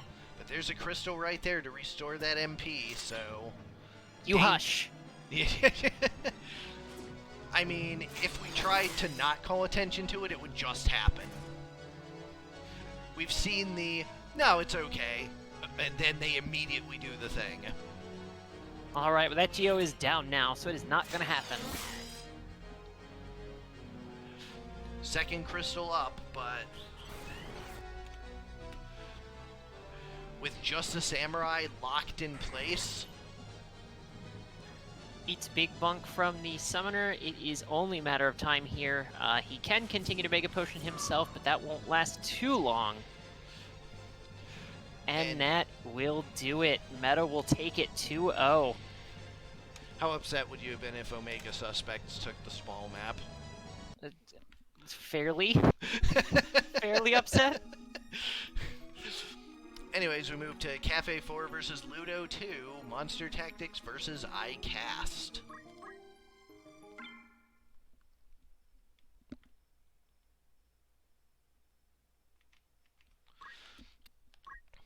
For Monster Tactics, we have This Is Just a Tribute. Taiju with Spirit of Life, healing the whole, or reviving in AoE. Chocobo with Choco Guard, Master Tonberry with Shadow Stitch, and Bloodstalker with Blood Ritual. On the other side, iCast, Wonderwall, Fist, Mudslide, and Vor. Wonderwall the Chemist with Sing, Barrier, and Defense Up. Fist the Lancer with 2 fists and red shoes, double punching, but still the HP of a large durable unit. And HP restore just in case the red shoes get broken. Mudslide the Lancer with Punch Art, Weapon Guard, and Martial Arts, the traditional martial arts Lancer. And a Please Eat Uribo. We go to large 105.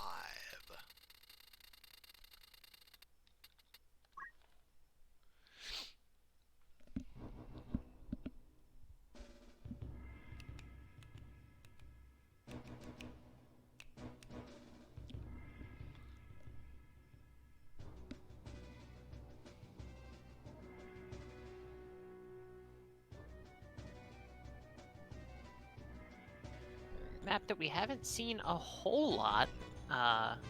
Haven't rolled this one too many times. Please Eat coming out for one of the Lancers nice and early. And there is the Chemist starting a song here. Yeah, wow, I don't even recognize this map. I don't think we've ever pulled this. Lancer moves up, misses the second punch. The Chocobo is able to stay alive. Tonberry is going to come up, and Blood Ritual the Piggy, 240, some big damage, but procs an HP restore, so the Tonberry functionally just hurt itself with that one. However, Magic Spirit is going to bring it right back up and nice and healthy and heal the Chocobo some as well. There's a Shadow Stitch stopping the Berserk Lancer.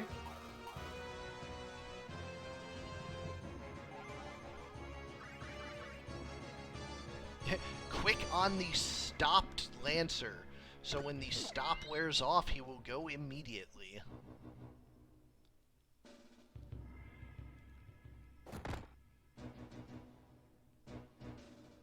Earth Slash on 3, but heals the tree, so functionally only on 2.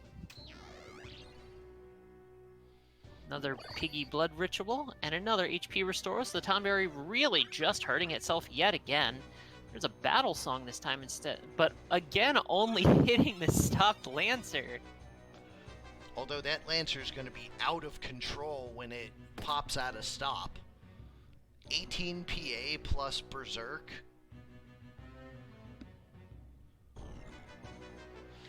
If it can survive long enough, there's yet another Earth Slash coming out.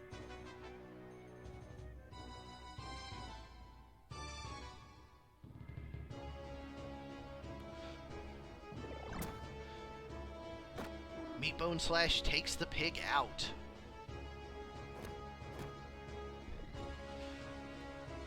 $352, not small change.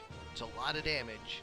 Not quite enough to kill, but also did not proc HP switch, or damage split, so... Chef Knife making quick work of the revived Uribo.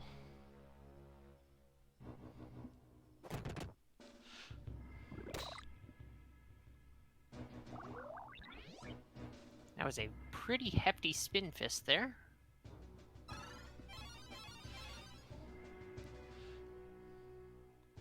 Team heal, and in everyone's grudge, 233 near fatal on the Chemist.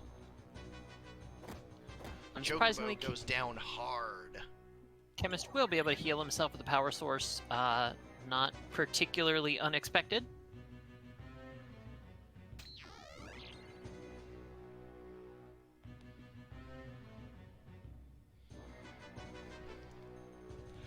Lancer with Wave Fist takes out the Shadow Stitch. And Ludo the tree looking not like far behind. Ludo looking like he's got it just about in the bag here. And hey, it's been less than 20 minutes.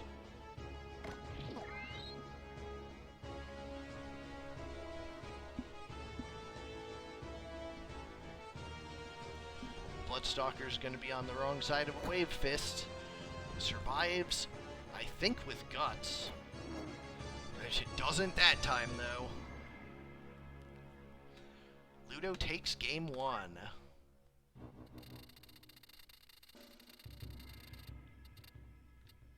Small 93 coming up next.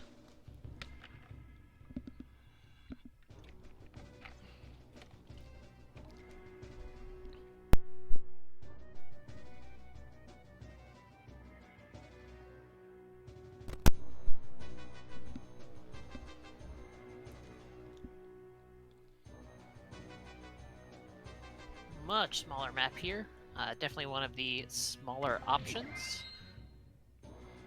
Very narrow in addition to being very small between the two.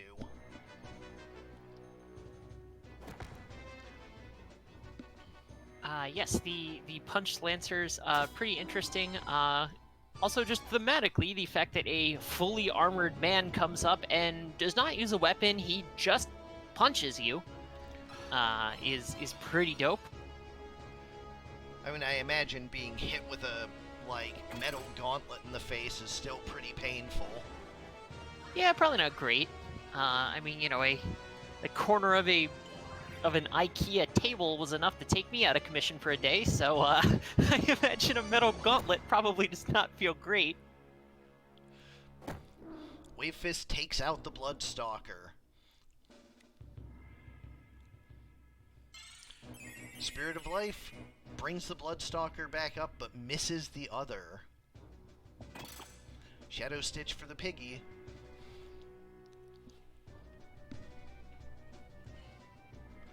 Chemist is singing in the corner. But no Wave guts Fists. again. And yet again, looking like Ludo probably going to take this one. Does have this pretty cleanly in the bag here. With all this clumping, the Taiju is able to turn things around. That was a double resurrect, absolutely. And in everyone's grudge to take down the Chemist, if that Knight just keeps bullying the Chocobo, leaving a pair of Tonberries up, you see, there you go. That can turn Another around happy real grudge. fast. Knight does opt to go for the revive.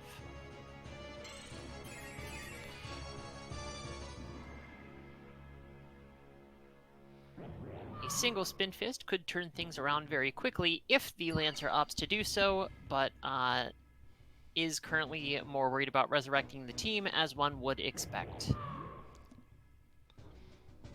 Those Tonberries are dangerous. Chemist goes for a kill. There's a Chakra from the re-raise Lancer, but he is still very much in kill range for that Tonberry. Not a whole lot wouldn't be.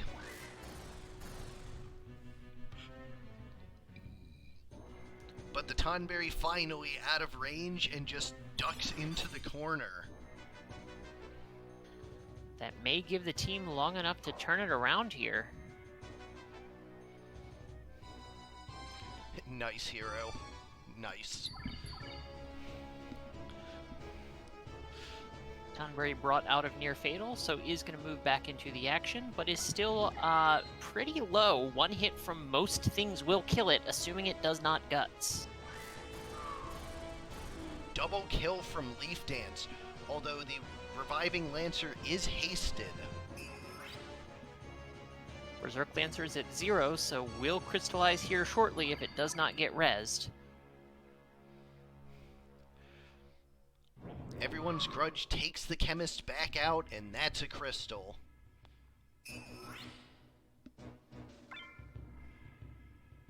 There's a crystal for the Lancer, so it's now full HP yet again.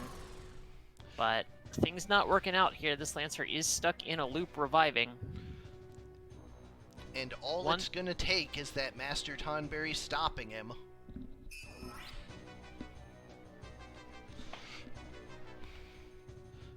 Although I get the impression he is immune to stop.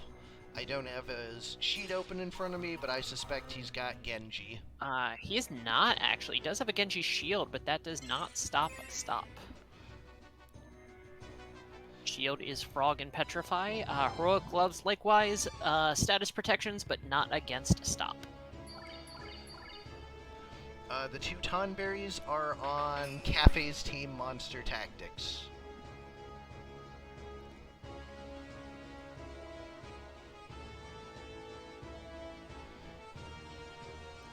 Chef's Knife once more to finish off the Chemist.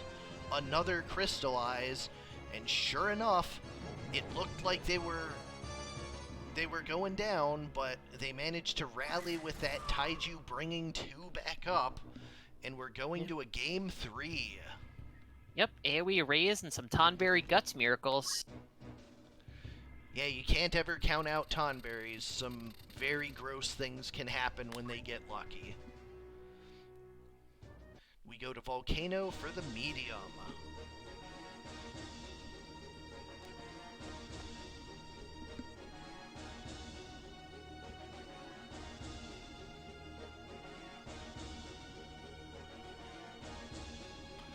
Yeah, Tonberries with their only 3 move make them a little bit shaky on the larger maps, but they're absolutely terrifying on the small maps, especially when well supported.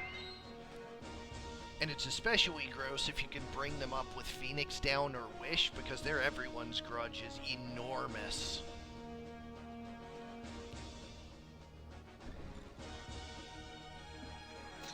I think probably the most impressive part about the Tonberries is just the fact that what you did with them does actually feel pretty appropriately thematic to Tonberries. It is pretty dope. Yeah, and I mean, I had to invent Blood Ritual. Like, that's a formula that didn't exist. I had to code a formula specifically for it. And Guts, of course, as we know, also didn't exist. So Tonberries kind of got to show off a lot of new stuff I made for that month.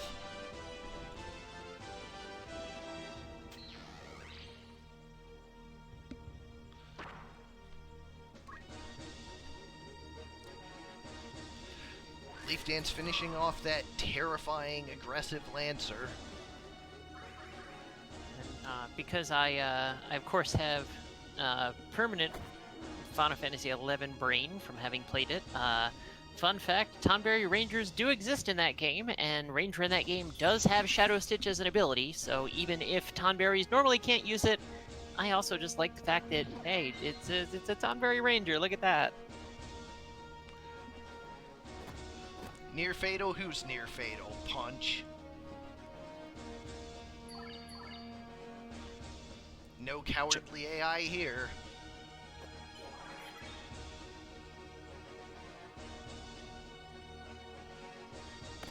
%56% lands, but no dead proc. And that tree is down. That was a big part of what was keeping Monster Tactics together. But Lancer misses the Bloodstalker twice. That's huge. The tree being very defensive, of course, but with no other ability to resurrect anybody, the tree is definitely pivotal. Tonberry Miracles could still make this happen for Monster Tactics, though. Yeah, never count out the Tonberries, but with the Bloodstalker down and the Piggy passing around re-raises, it's gonna have to be pretty miraculous.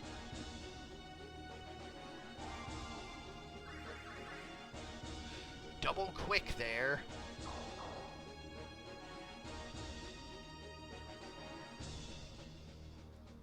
Piggy moving in on the Chocobo.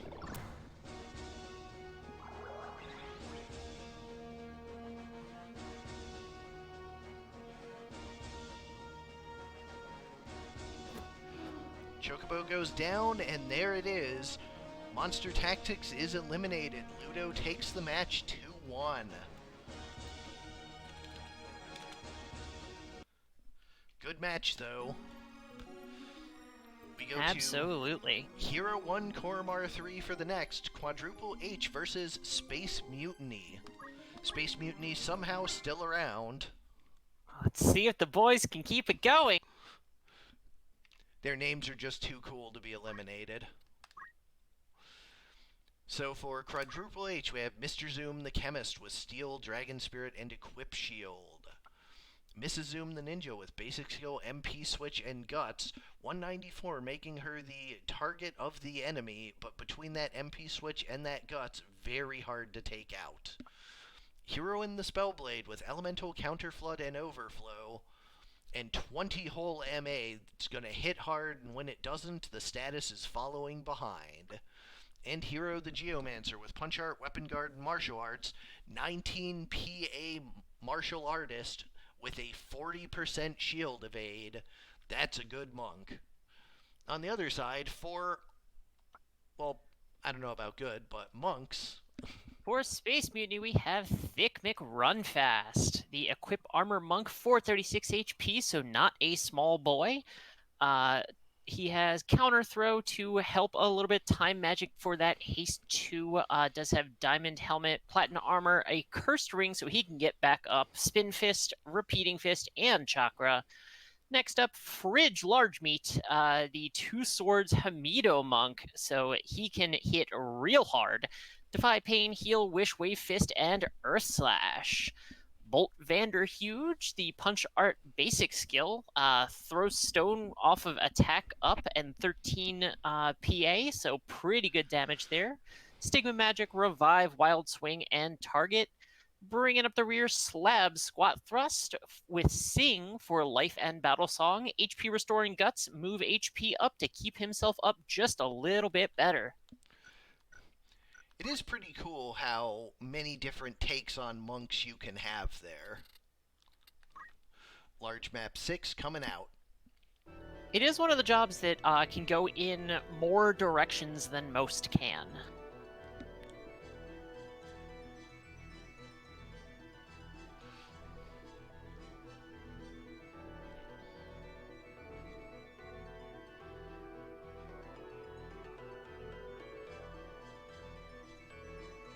There's that early haste 2 coming out.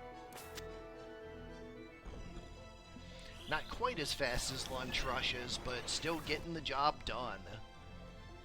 I mean, he has the most HP on the team and start haste, so Thick Mick Run Fast is appropriate. There's going to be a Battle Song coming out. Battle Song on Monks, of course, always great, and on 4 Monks, it's pretty dope.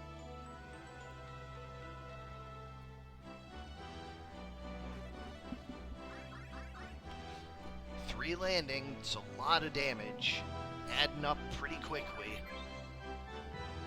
180 power source onto McRunfast. Not necessarily ideal, and only a few ranged options on the team, of course. And a shuriken into the back of him is going to finish him off, but the Singer going to move up and try and take this ninja out in return. Only 133, not going to finish her off, though. That Wave Fist hitting real hard. Starting with 19 PA instead of having it sung into you, making a whole lot of difference. Ninja gets damage split after doing a big cool jump. But Monk's having to waste this many actions just to finish one ninja off, and not even finishing her off.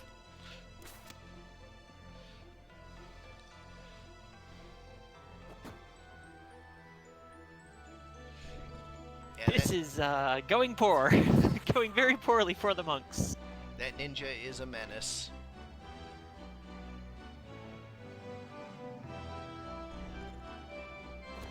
Well, there is a chance that this one lasts long enough for the undead one to get up, but it's not looking great. Paddy.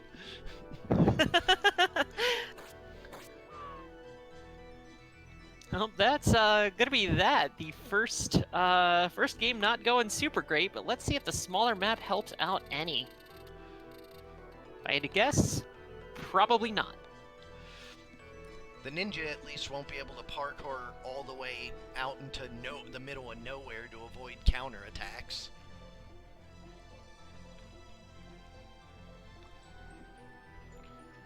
Hey, isn't this the map where the rare battle on it is like 13 monks or whatever? Just might be.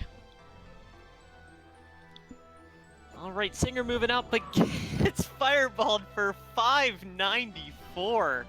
This is match 8 of the night if you count the one we moved over from yesterday. So after this one, there are 5 remaining.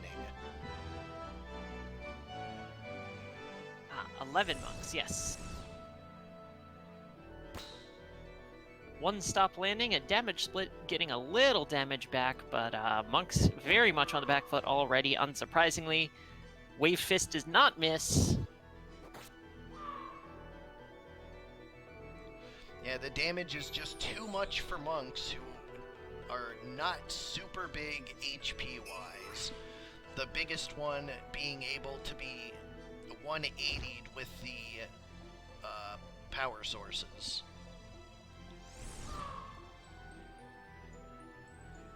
Just a single boy remaining, and it is only a matter of a short amount of time. That'll do it, and I regret to inform you the boys are no longer back in town. Space Hero Mutiny takes is out of here. Hero takes it 2-0.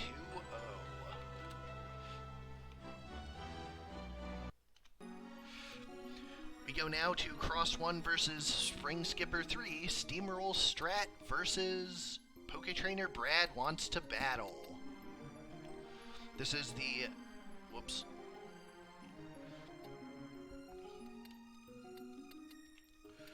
This is the last loser's bracket match of this round. We'll be moving on to the winner's bracket for the last 4 of the night after this.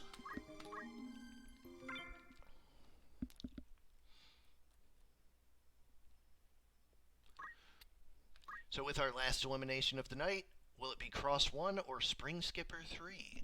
For Steamroll Strat, I'm coming for ya.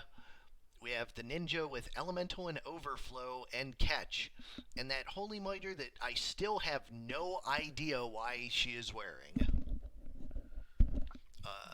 It's a cool hat, man.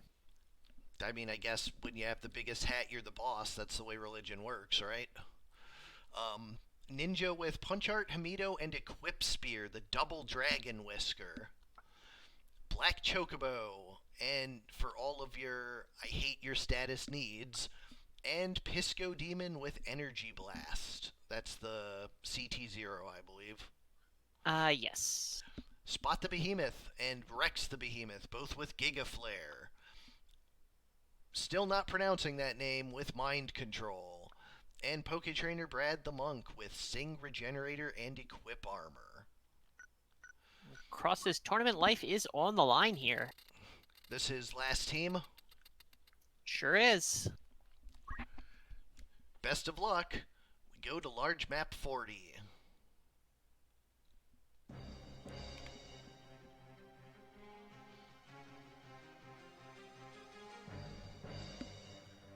Yep, looks like Break is down to 1, Cross is down to 1, Paddy is down to 1, and also the duo team.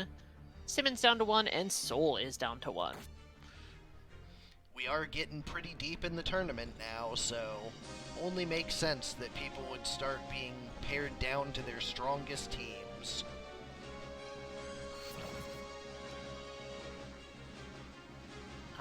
Whenever we are doing losers bracket matches, I always have my team folder open, and as teams are eliminated, I delete the files. Of course, I can always re-download them, just, straight from the Discord, of course, and it is not only fun to do, but is also helps me find teams in the folder faster. Yeah, it's something I was considering doing and then didn't for the first 2 days and was too lazy to go back and do it again. Black Chocobo coming up for the Choco Ball. Hits the MP switch. that. Oh, oh, never mind. Ninja goes for a secret fist on the Charmer. Goes down to the counter flood. Double quick.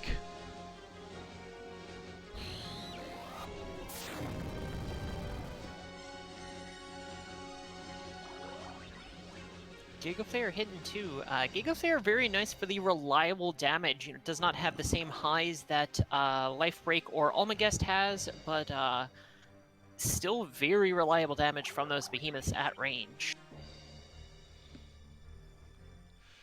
Aqualung coming out, hits the MP switch. Both behemoths are MP switch down now, but it might not matter. Oh, stop. Squid asks the behemoth nicely to quit it, and the behemoth listens just to get shurikened down. Behemoth going for a single target Gigaflare here. Ninja goes down, and it is just a squid versus 3. Thankfully, he gets away from the other squid, so no charm will be happening. We'll just let the behemoth take care of this.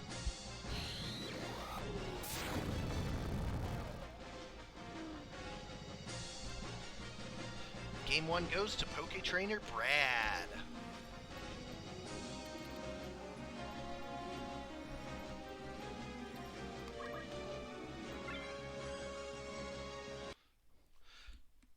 Small Map 41 coming up next. And it is, in fact, a very small one.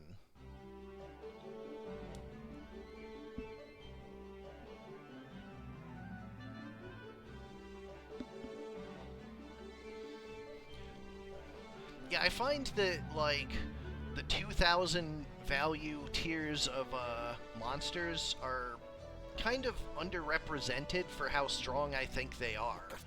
I think you get a lot out of 2,000 sometimes, and these behemoths are just showing just that. Ninja dies already. Oh, and the Chocobo's showing off a little bit there. The Mind Flare goes down immediately. But that's not really the scary bit of this team. A lot of the 2Ks are decent. I think, if anything, probably the least represented monster has probably been the goblins. Just unfortunately, nobody's been able to make them work quite yet.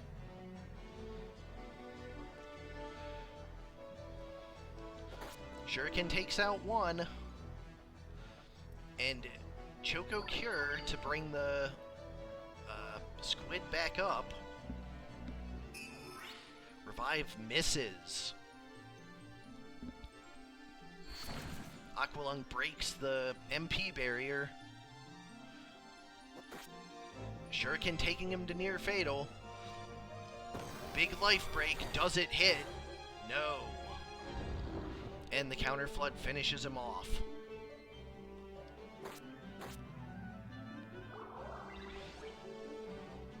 Monk probably does not have what it takes to survive the assault from 3.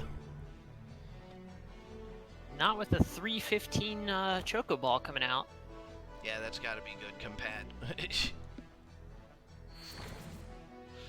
162, just shy of enough with the move HP up, or regen, whichever it is, maybe both. Shuriken, and we're seeing a game 3. Cross rallies back. His tournament life on the line. Let's see if he can bring it in the medium map. 102, Brad and Steamroll fighting for survival.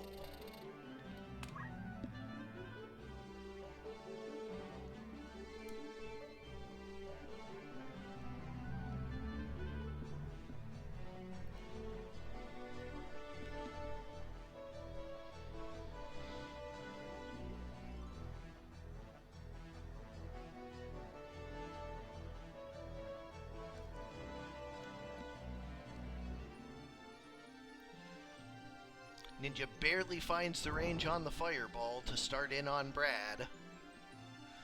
Chocobo taking its distance. Aqualung Ninja goes down. That ninja's incredibly fragile with only 196 HP. Regenerator up on Brad. Only able to catch one in the Giga Flare. And it's guarded. Same again, just one. And guarded again. That's really good for cross. Ninja going way into the backfield with the shuriken. This last song's gonna matter. And it hits 3. That's triple huge. quick.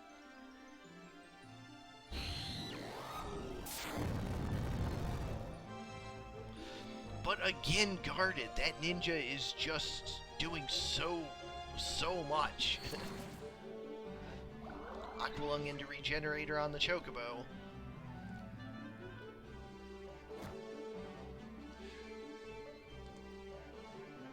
That Chocobo is going to do 171, but not quite enough. But is this 198? No, the MP switch gets it. It's all on you, Ninja. Nope. Even the 2K behemoths are big meatballs, so it takes several hits to bring him down. Chocobo survives the stab up, but probably not the Aqualung. Chocobo is down. Brad just punching, though, not keeping up a last song. One behemoth is low. And Aqualung takes it out.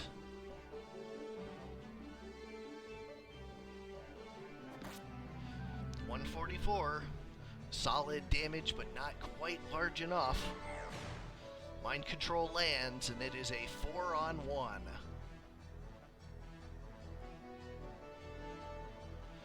Stab up will not miss. This ninja's got a bit of an uphill battle, especially with the monk getting hasted. Of all the targets to be hasted, the monk probably the least scary of them, but just the same. Carve model not landing those petrifies, and it is just a squid versus 3. It looks like SpringSkipper 3 gonna make it out of this one.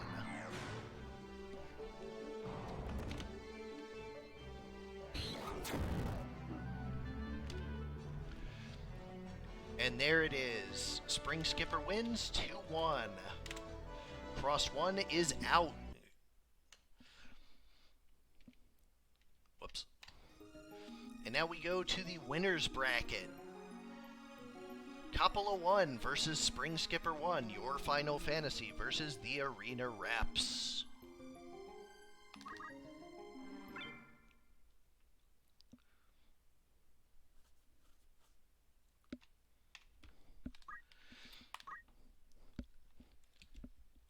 For Coppola, your Final Fantasy, we have Shadow the Ninja with Item, Attack Up, and Dragon Spirit.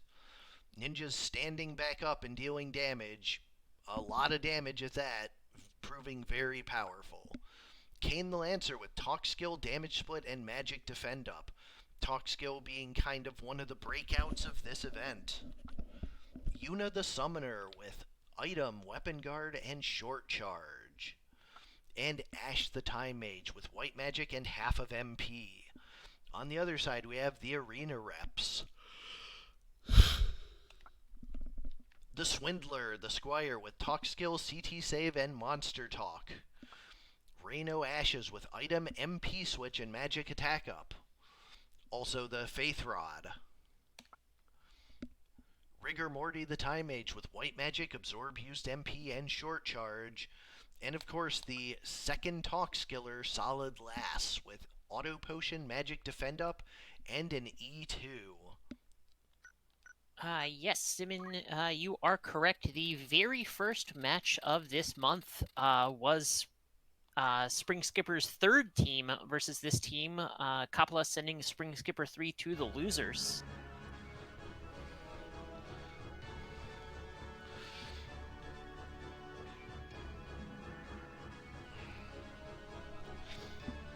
We have the arena reps on the left, and in white, and in black on the right, your Final Fantasy.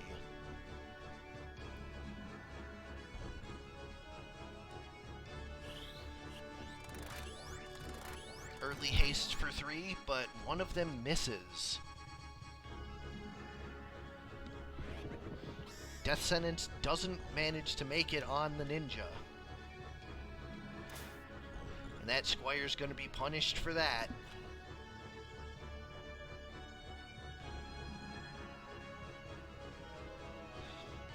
Solid Last going off on her own. That should be alright. She's solid. It's in the name. CT save on the Squire. Manages to go again before the ninja, but what an aggressive advance in. Does land Death Sentence on the Summoner, so she is going to go down in a couple turns here. That's a hefty lightning ball to drop that wizard. That is, of course, the drawback of faith in action right there. 108, near fatal for the Squire. Full life coming out for the wizard, but it doesn't have haste anymore, and that deadly ninja is right there. Squire defies pain and retreats. Kane elects to go for a re-raise to handle that death sentence.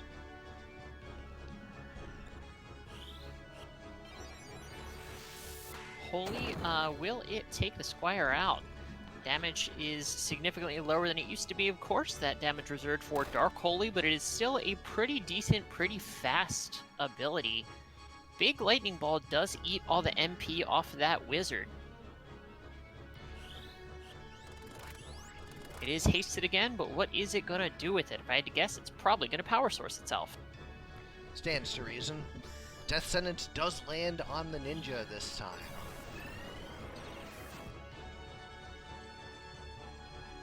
Yep, there's that power source, just like you said.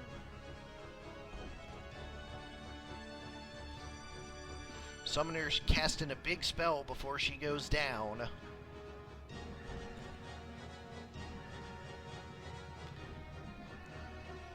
Threaten on the Time Mage, and it lands. Solid Lass in a 2v1. Time to test her solidity. There's a Bahamut.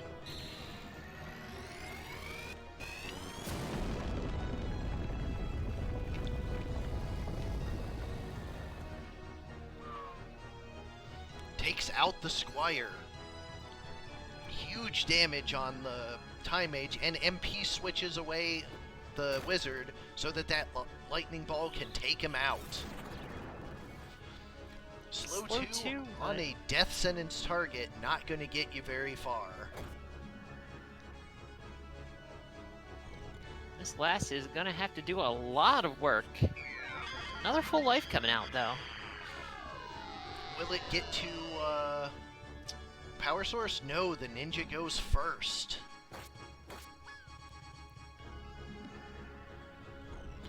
It's going to be a 2-on-2 any second now, though. And Solid Lass has mitigated both of her... Wait, what? Did he just jump while Don't acted? It's Don't Act, not Don't Jump. And he fails the jump.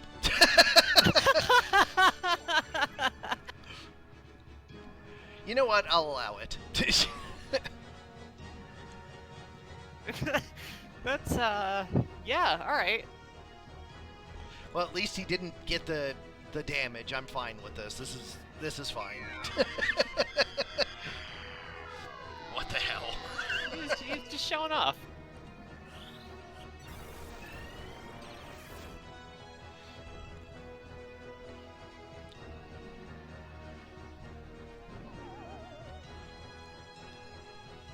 Threaten lands a Don't Act.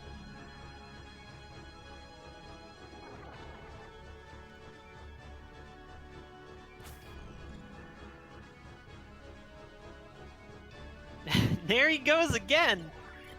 Lancer wants uppies, Lancer gets uppies.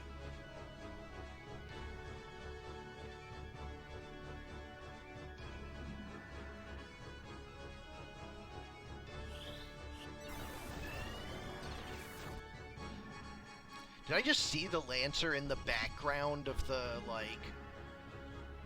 Yup, sure did. Yeah, he's just hanging out.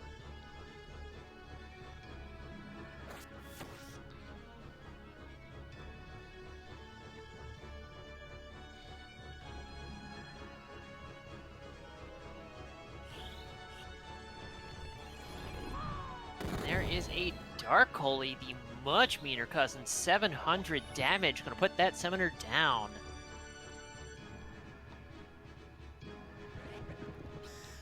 Death sentence on the Time Mage. Looks like the Double Talk is in the lead.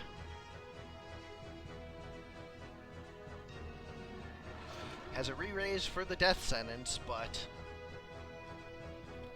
Squire telling her that she's gonna die, and the Lancer going, you'll be okay. Oh, so Fig, you're saying that when he uses jump, he's just visually gone, he can still be attacked as if he was not jumped?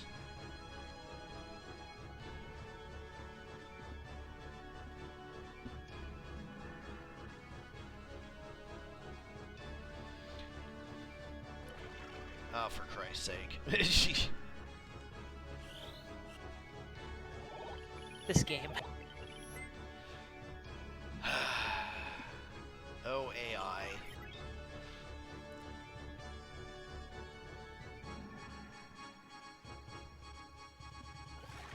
You're gonna see a crystal coming out from the ninja here in a moment.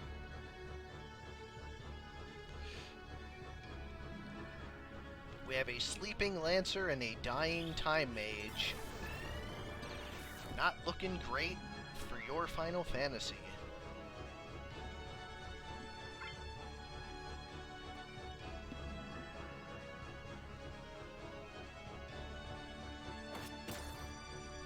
Goodbye, armor. Now to go a long way towards making that Lancer more one-shottable.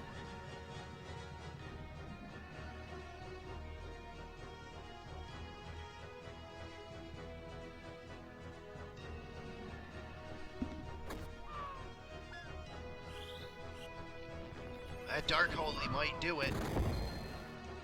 208. And damage split. And now they'll just kind of faff about for a minute because he has death sentence.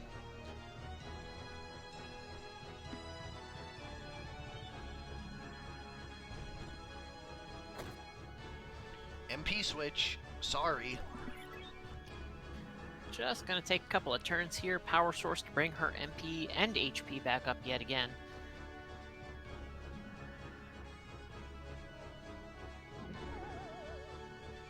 No on that spell.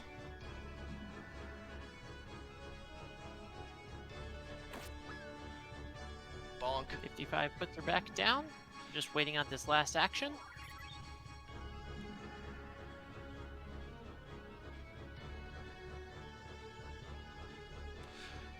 And he dies off screen.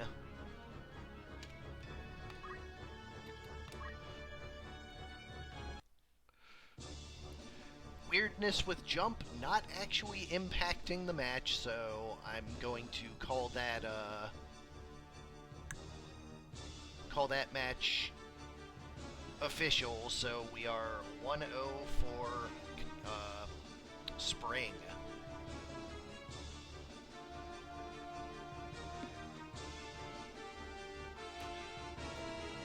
Lightning Ball hitting the MP nice and early, so Wizard not going to be able to do anything before power sourcing herself.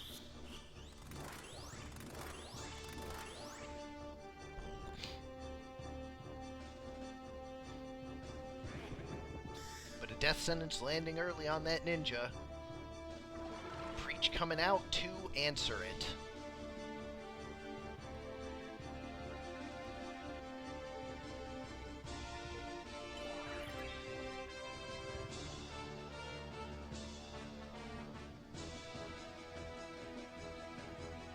Mimic Daravan lands the sleep. That's a That's gonna huge be Bahamut. Absolutely. Well, theoretically, it could have been a Sylph, but, or a Shiva or a Rama, but probably a Bahamut. Got stopped, though.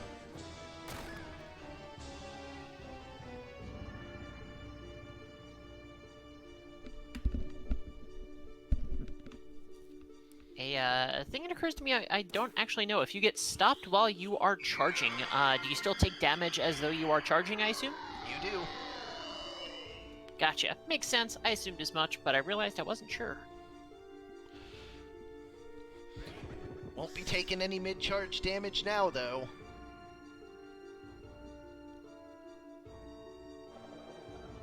They're being so mean to her. There goes the Time Mage, and probably the Wizard as well. Nope, MP switch.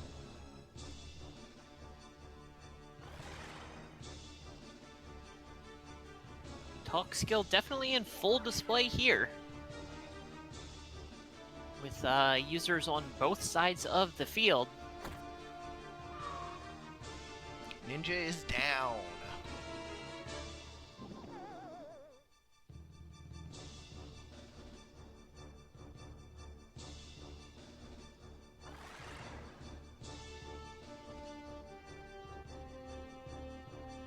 Wizard going for that Dark Holy. Ninja back up with the Mega Potion for himself. Oh no, that was actually just Explosion. 216, huge whack, takes the Wizard out.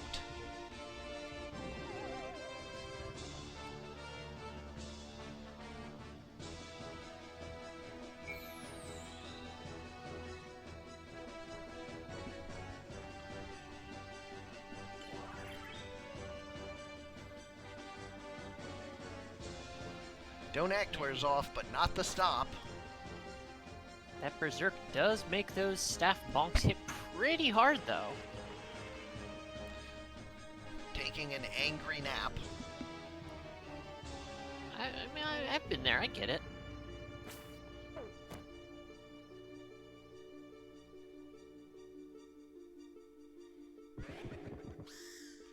Death sentence on 2 now.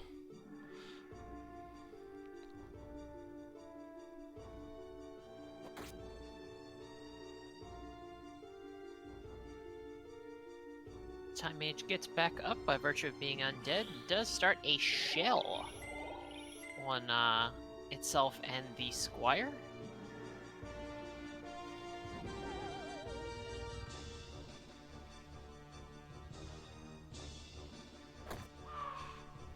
Time Mage goes back down, but probably not enough.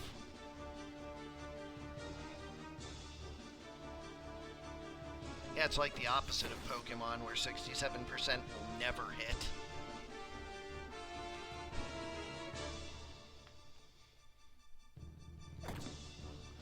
It's still a 3-on-3 here, but weakened units across the battlefield as well, so no clear advantages here. Does look like Spring is maybe just a little bit ahead on tempo, however. Lancer going down right there. Wizard keeps herself up. That MP switch on the Wizard proving very, very good. I know we did have some folks with some doubts on it, myself included, but it is paying dividends. Goodbye, armor.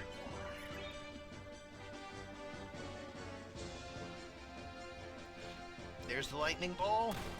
Hits the MP switch once more.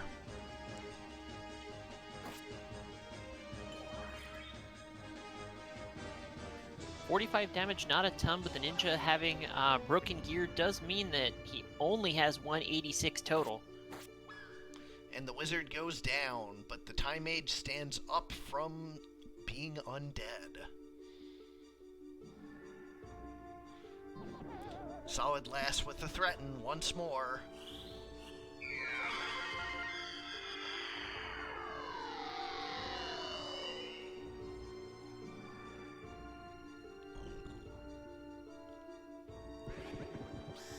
Death sentence not landing, but nonetheless. Proc's faith on the ninja. Time Mage goes back down. That is going to be the summoner's last action before she gets raised. Another break on the ninja. There goes the hat.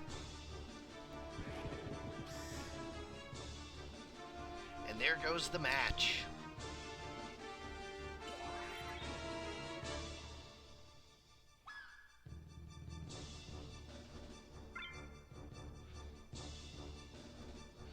No way the ninja can take out all three of these. Not with just one turn.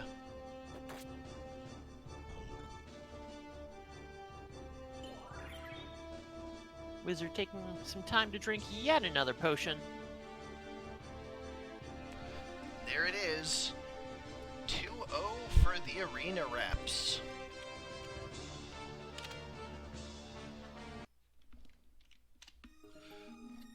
Next up, Simmon 3 versus Kjata 4, Monster Mash versus Teenage Mutant Ninja Turtles.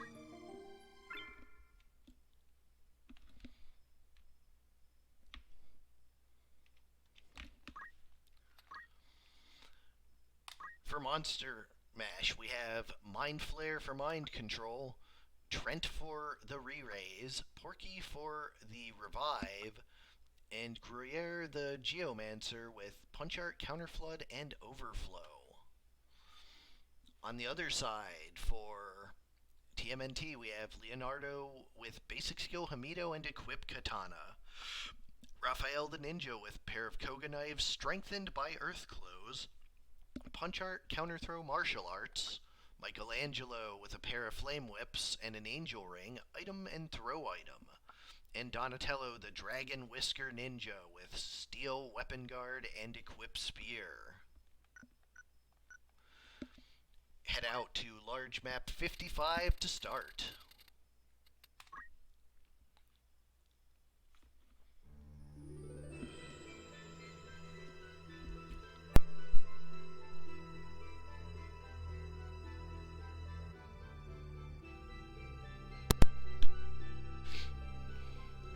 Ninjas go burr indeed. Donnie with the 2 spears was pretty beefy. 2 spear ninjas working out very well as it turns out, so let's see how they do here. An early shuriken, not a ton of damage into the piggy. I am kind of glad I dropped ninjas to just shurikens and balls so we don't have like 4 ninjas all throwing. An early sleep from that Geomancer. But here is a throw stone for 90 damage, not too small. Pushing her back though, not necessarily ideal. And unfortunately it is Donatello that is sleeping. Pig putting out huge damage here. Is the piggy Bebop? Where's Rocksteady? Tree with Leaf Dance and Piggy with another 280. And that is too late to stand back up. We are sorry. You can do it, Donnie. You cannot do it, Donnie.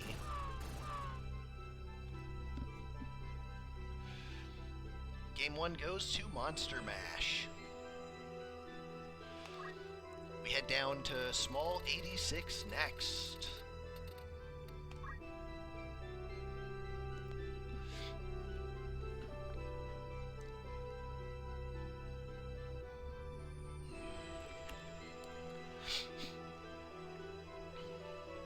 No Demon Fire for sleep here, but let's hope the ninjas have a little bit more of a chance to do something this time.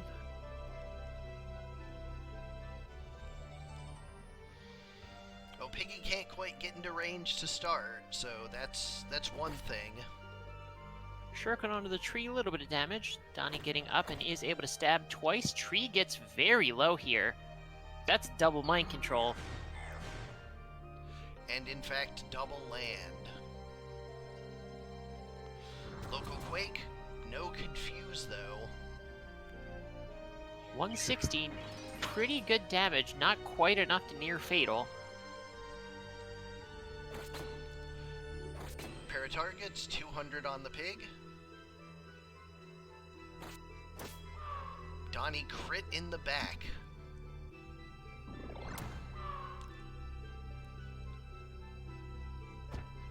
Raph and Mikey ruining everything.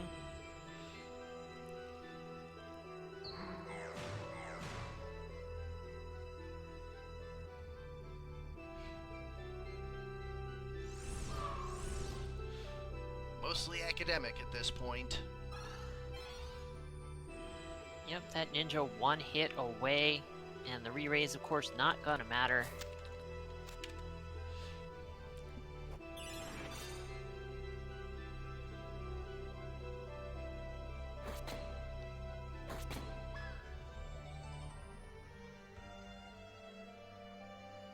Okay, of all of the 4 of the same job teams, though, the ninja's definitely doing the best. So still making a pretty decent showing here. That is a quick 2-0 for Simmon, and Kjata 4 sent to the losers.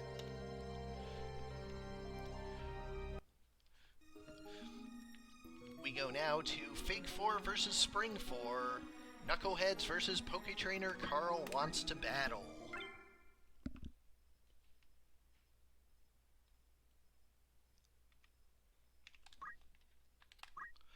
For the Knuckleheads, we have Mind Flare, Mind Flare, Mind Flare, and Weapon Guard, Chaos Blade, Item, Squire. Notably, Shemp did send quite a few units to the Shadow Realm last match, so let's see if we see a repeat. Roadburn Rex the Grenade, Mr. Blister the Grenade, Phil Phoenix the Red Chocobo, and Poke Trainer Carl with a Mage Masher E2, Sing Regenerator, Defense Up, Move HP Up. We'll go to Large 89.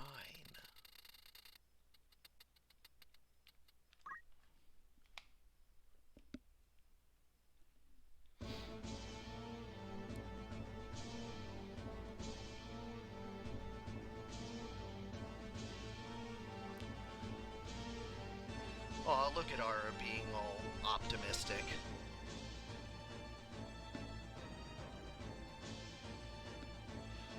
One day reality will set in. Jeez. Brutal. Squire does start a song nice and early. 3 monsters and a Squire on either side, but Carl actually has a bunch of abilities. Shemp does not. Carl's abilities will be turned to the other team.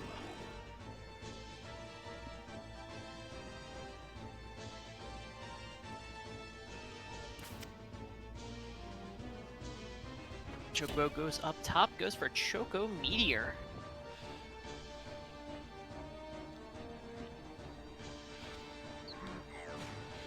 That's a charmed bomb, and we know what charmed bombs do.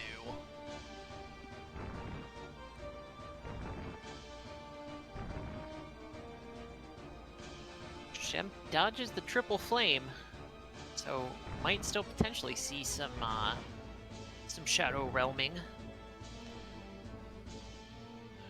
Carl going for a new song for his Mind Flare Overlords. That is only a Chocobo left. Chocobo, of course, being immune to that charm, but not immune to Aqualungs. Just some nice time blasts going on. And the last song comes out, but only one lands. Chocobo probably gonna drop a Choco Asuna here? No, goes for a Meteor. Aggressive. I mean, his team can't be charmed if he kills the things that can charm it. Chocobo loses some MP, I guess.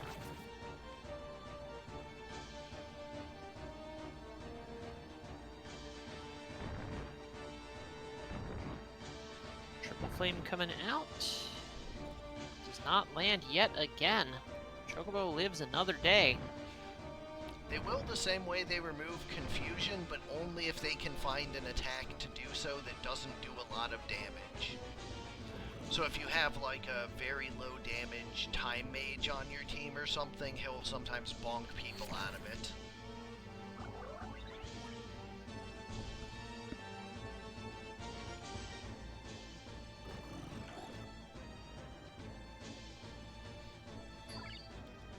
Chocobo cures itself. It's doing its best here.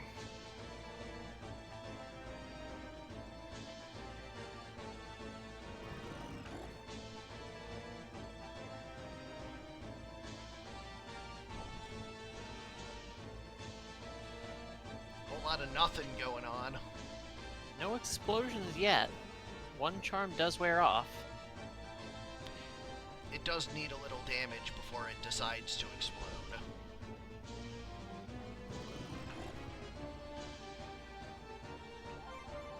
Another last song.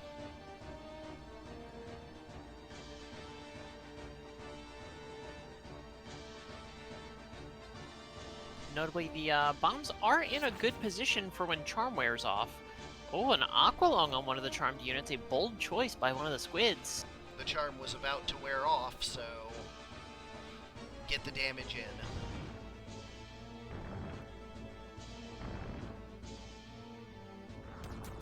One squid brought very low. A counter flood in return, but it does not hit. Little Phoenix down.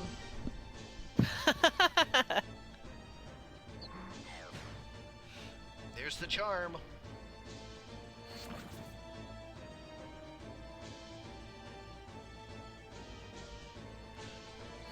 Aqualung for no critical quick. But notably, of course, if the bombs go down, a few turns, they can come right back up.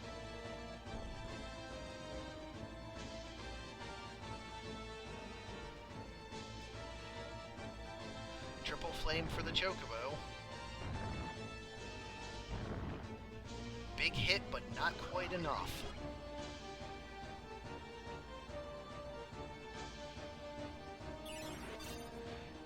Phoenix down, gutsed, and critical quick go. Or no, not gutsed. He just lived. Goes for a triple flame rather than an explosion, but that's okay.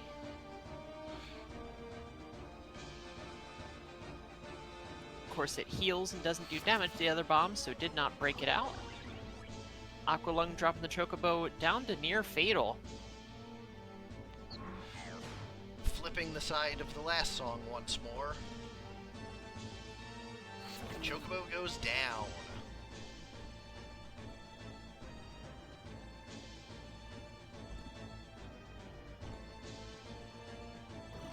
Chocobo is undoubtedly going to crystallize, and the low HP bomb hoofing it over there. It not one of the top tier bombs, so it cannot just heal itself with the flame spin, of course.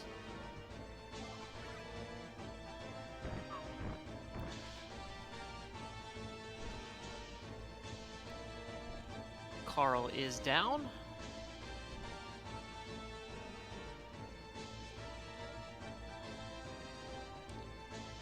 They're taking some time to think out their turns. Okay. Come on, buddy. You can do it. What is happening?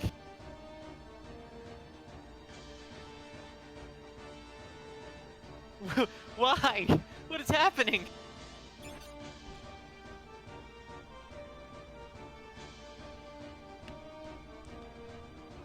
Very long AI loops.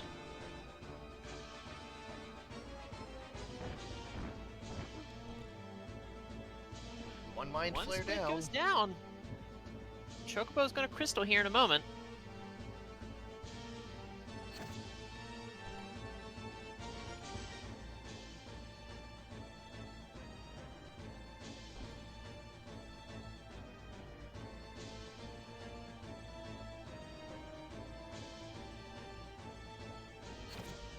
Aqualung for near fatal on both. Too many mines have been flayed here. The AI has no idea what to do. Oh, it was a guts. A 1 damage from the Chaos Blade took it down. Not really what you think of when you think of the Shadow Realm, but here we are.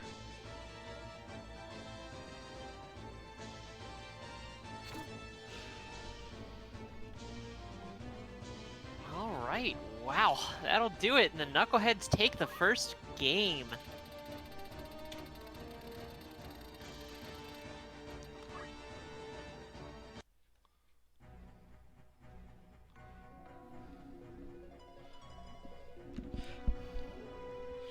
Shemp somehow actually being good.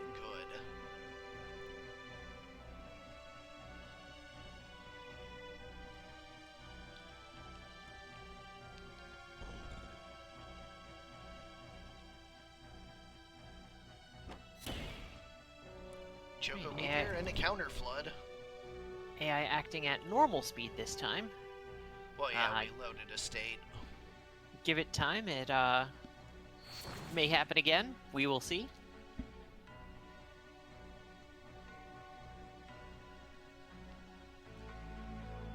Considerably more straightforward battlefield here, so that could make a difference one way or the other. Oh boy.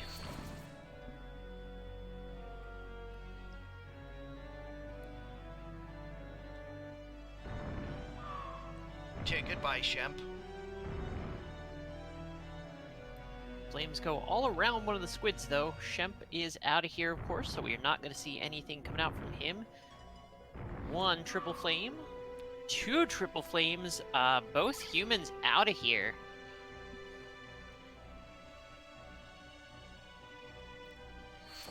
Aqualung, no critical quick. That last Aqualung does it. Now some time blasts.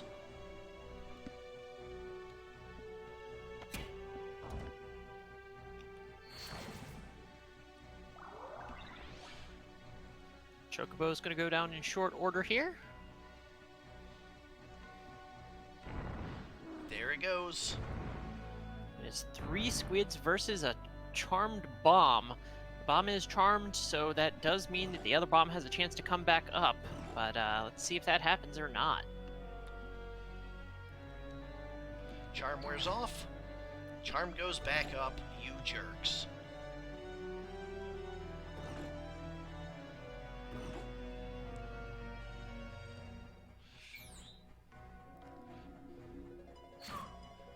Carl's back up since he was undead, but goes right back down yet again.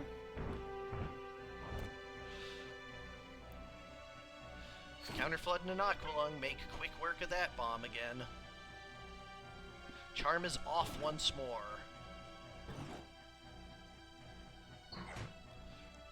God damn it.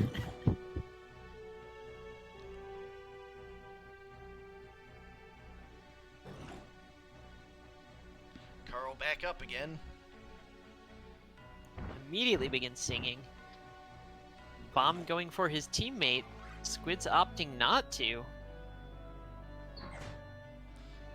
Oh good, more charms.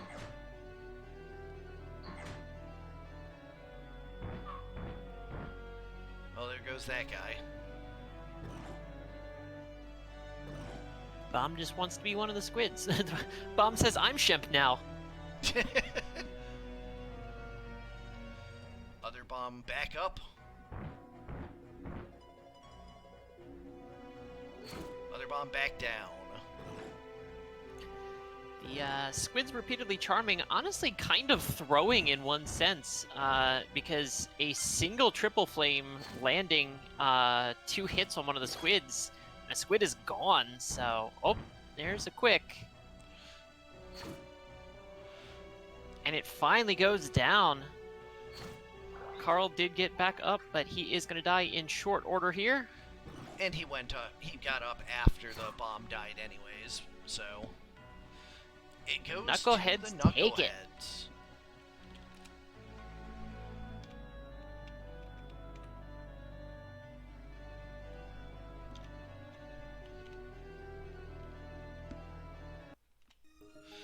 go to our last matchup of the night, Love Card Magic 2 versus Aura 3.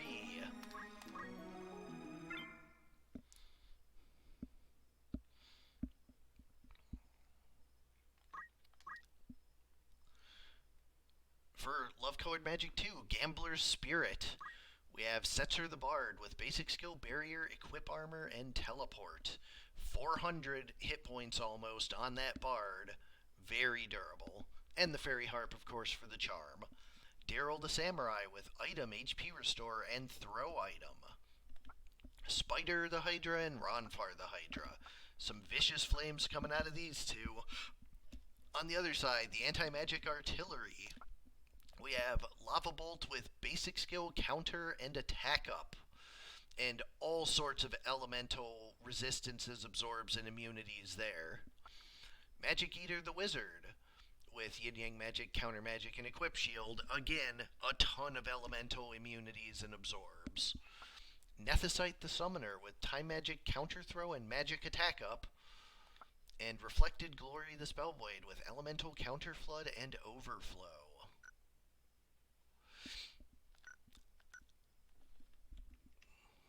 We go to large map 50 to start her off. Gamblers have had a lot of high rolls so far, have made it this far in a fairly convincing fashion. Let's see if their luck holds up.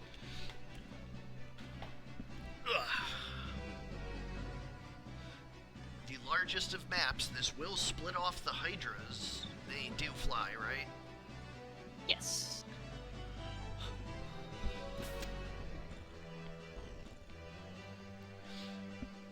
Masa to start. Pair regions.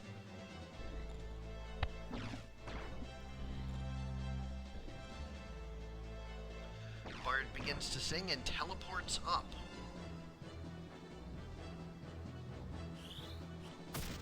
Gets a chain lightning for his troubles.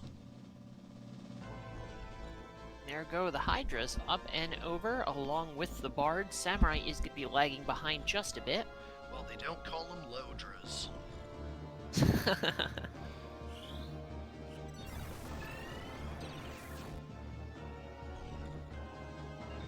Magic Song, getting one of the two Hydras. Looks like a Time Strike being charged in to take out the Bard.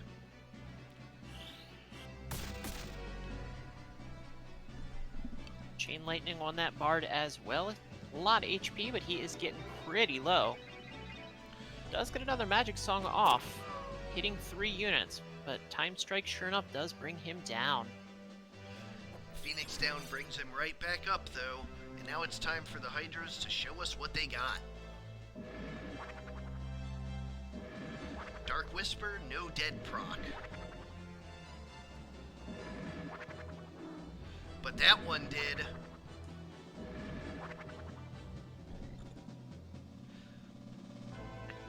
Really rough luck there.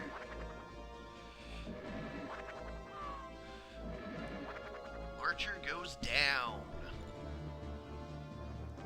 Defy Pain for the Bard. Then he teleports out behind the scenery. He is effectively untouchable for the next turn.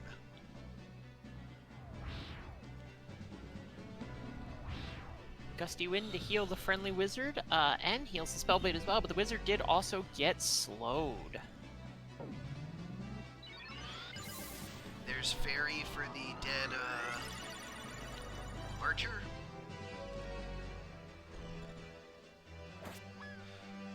But just a swing with the katana, all it took. There's a triple breath, 1 kill, 1 near fatal. Not often you see that one used.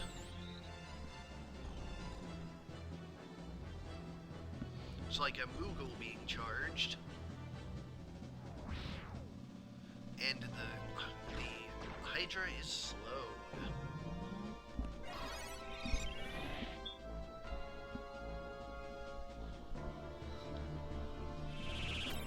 Samurai tries to negate with a Masa, but only gets a regen. Bard doing Life Song if he has it.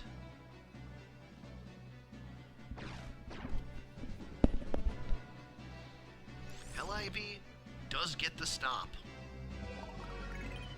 Sure enough, there is the life song. Gambler's still in good shape, but the Shiva might change that. Takes out one, but not anybody else. It gets Phoenix down immediately. Dark Whisper before the retreat. Will it land? No proc, and the Counterflood takes it back down.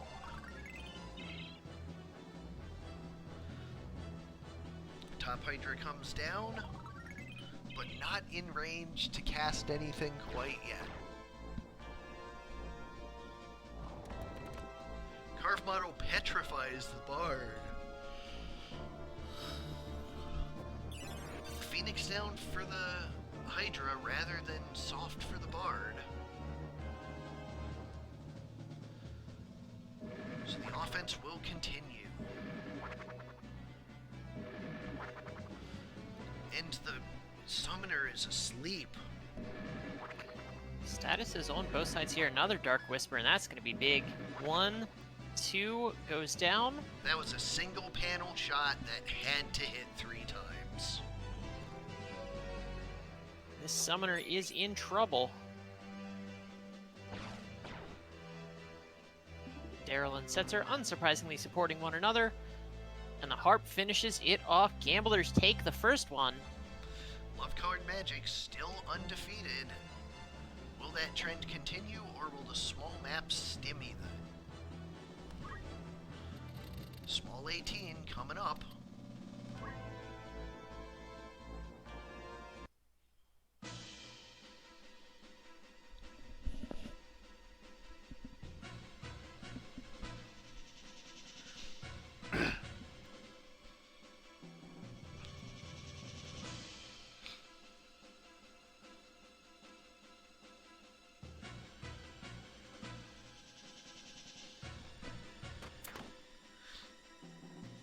Big first attack from the Archer.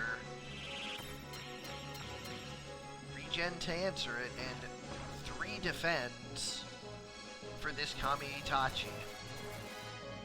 But 2 don't act procs. That's so big.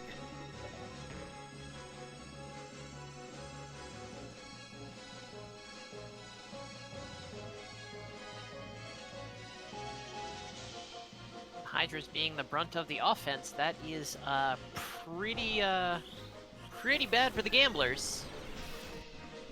Does move up to absorb that haste at least. And the flare too. Or no, wait, I guess it was on the Bard. I thought that was about to a Petrify proc as well. Live by the RNG, die by the RNG, I guess.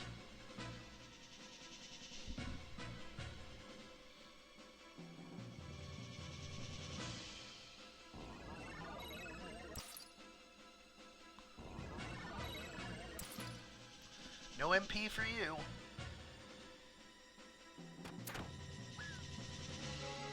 But the Lava Bolt takes her down and is just a Hydra.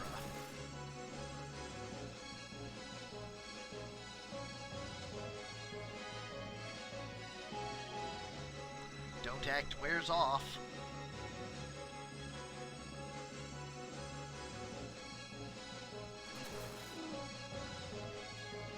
Itachi puts the Hydra down. Aura. We are going to a game 3 for the last match of the night. Final map 17.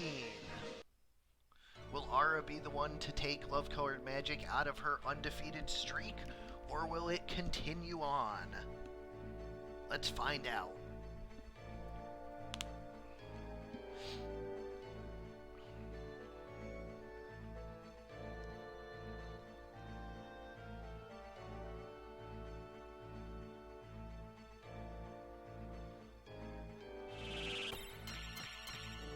Double haste.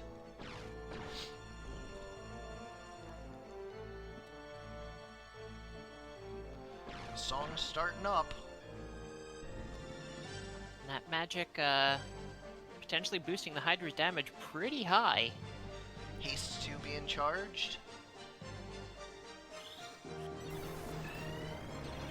This is definitely kind of a proving ground for love-colored magic, because everyone being immune or absorbing fire, removing the Hydra's greatest asset in Vicious Flame, to see if the team concept is good enough.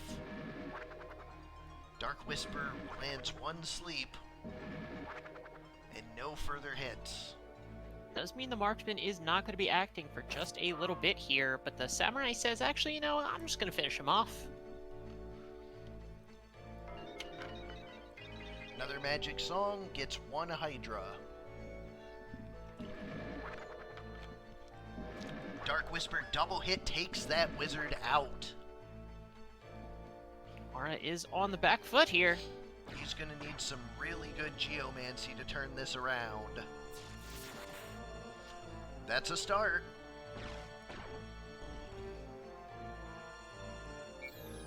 A quick wish to remove the frog. It's funny too, because he had Maiden's Kiss and Heal. Bizenboat to answer the spell, she will have no MP.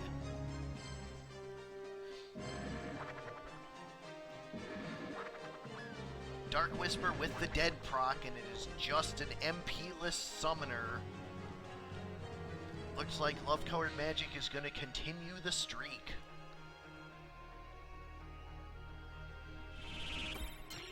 Samurai does opt not to go for the kill, just gonna run back and that's a really good sprite too. So many of the monsters have really good defending sprites. There's the Dark Whisper. 1 hit. But that's it.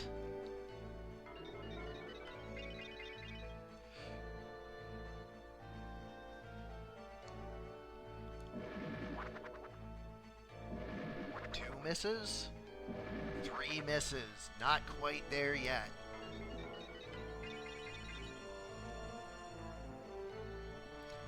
Samurai moving in. This Muramasa might do it.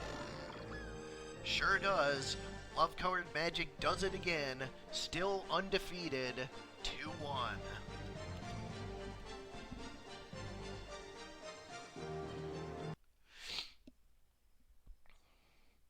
As always, everyone, thanks for coming out and watching, participating, and entering your teams. I'm having a grand old time with this. I can't wait to see how these strong teams collide into each other in the coming days. Thanks again. Big thanks to Korremar for being so excellent on commentary. Absolutely. Happy to help as always, and we will catch you tomorrow, y'all. See you then.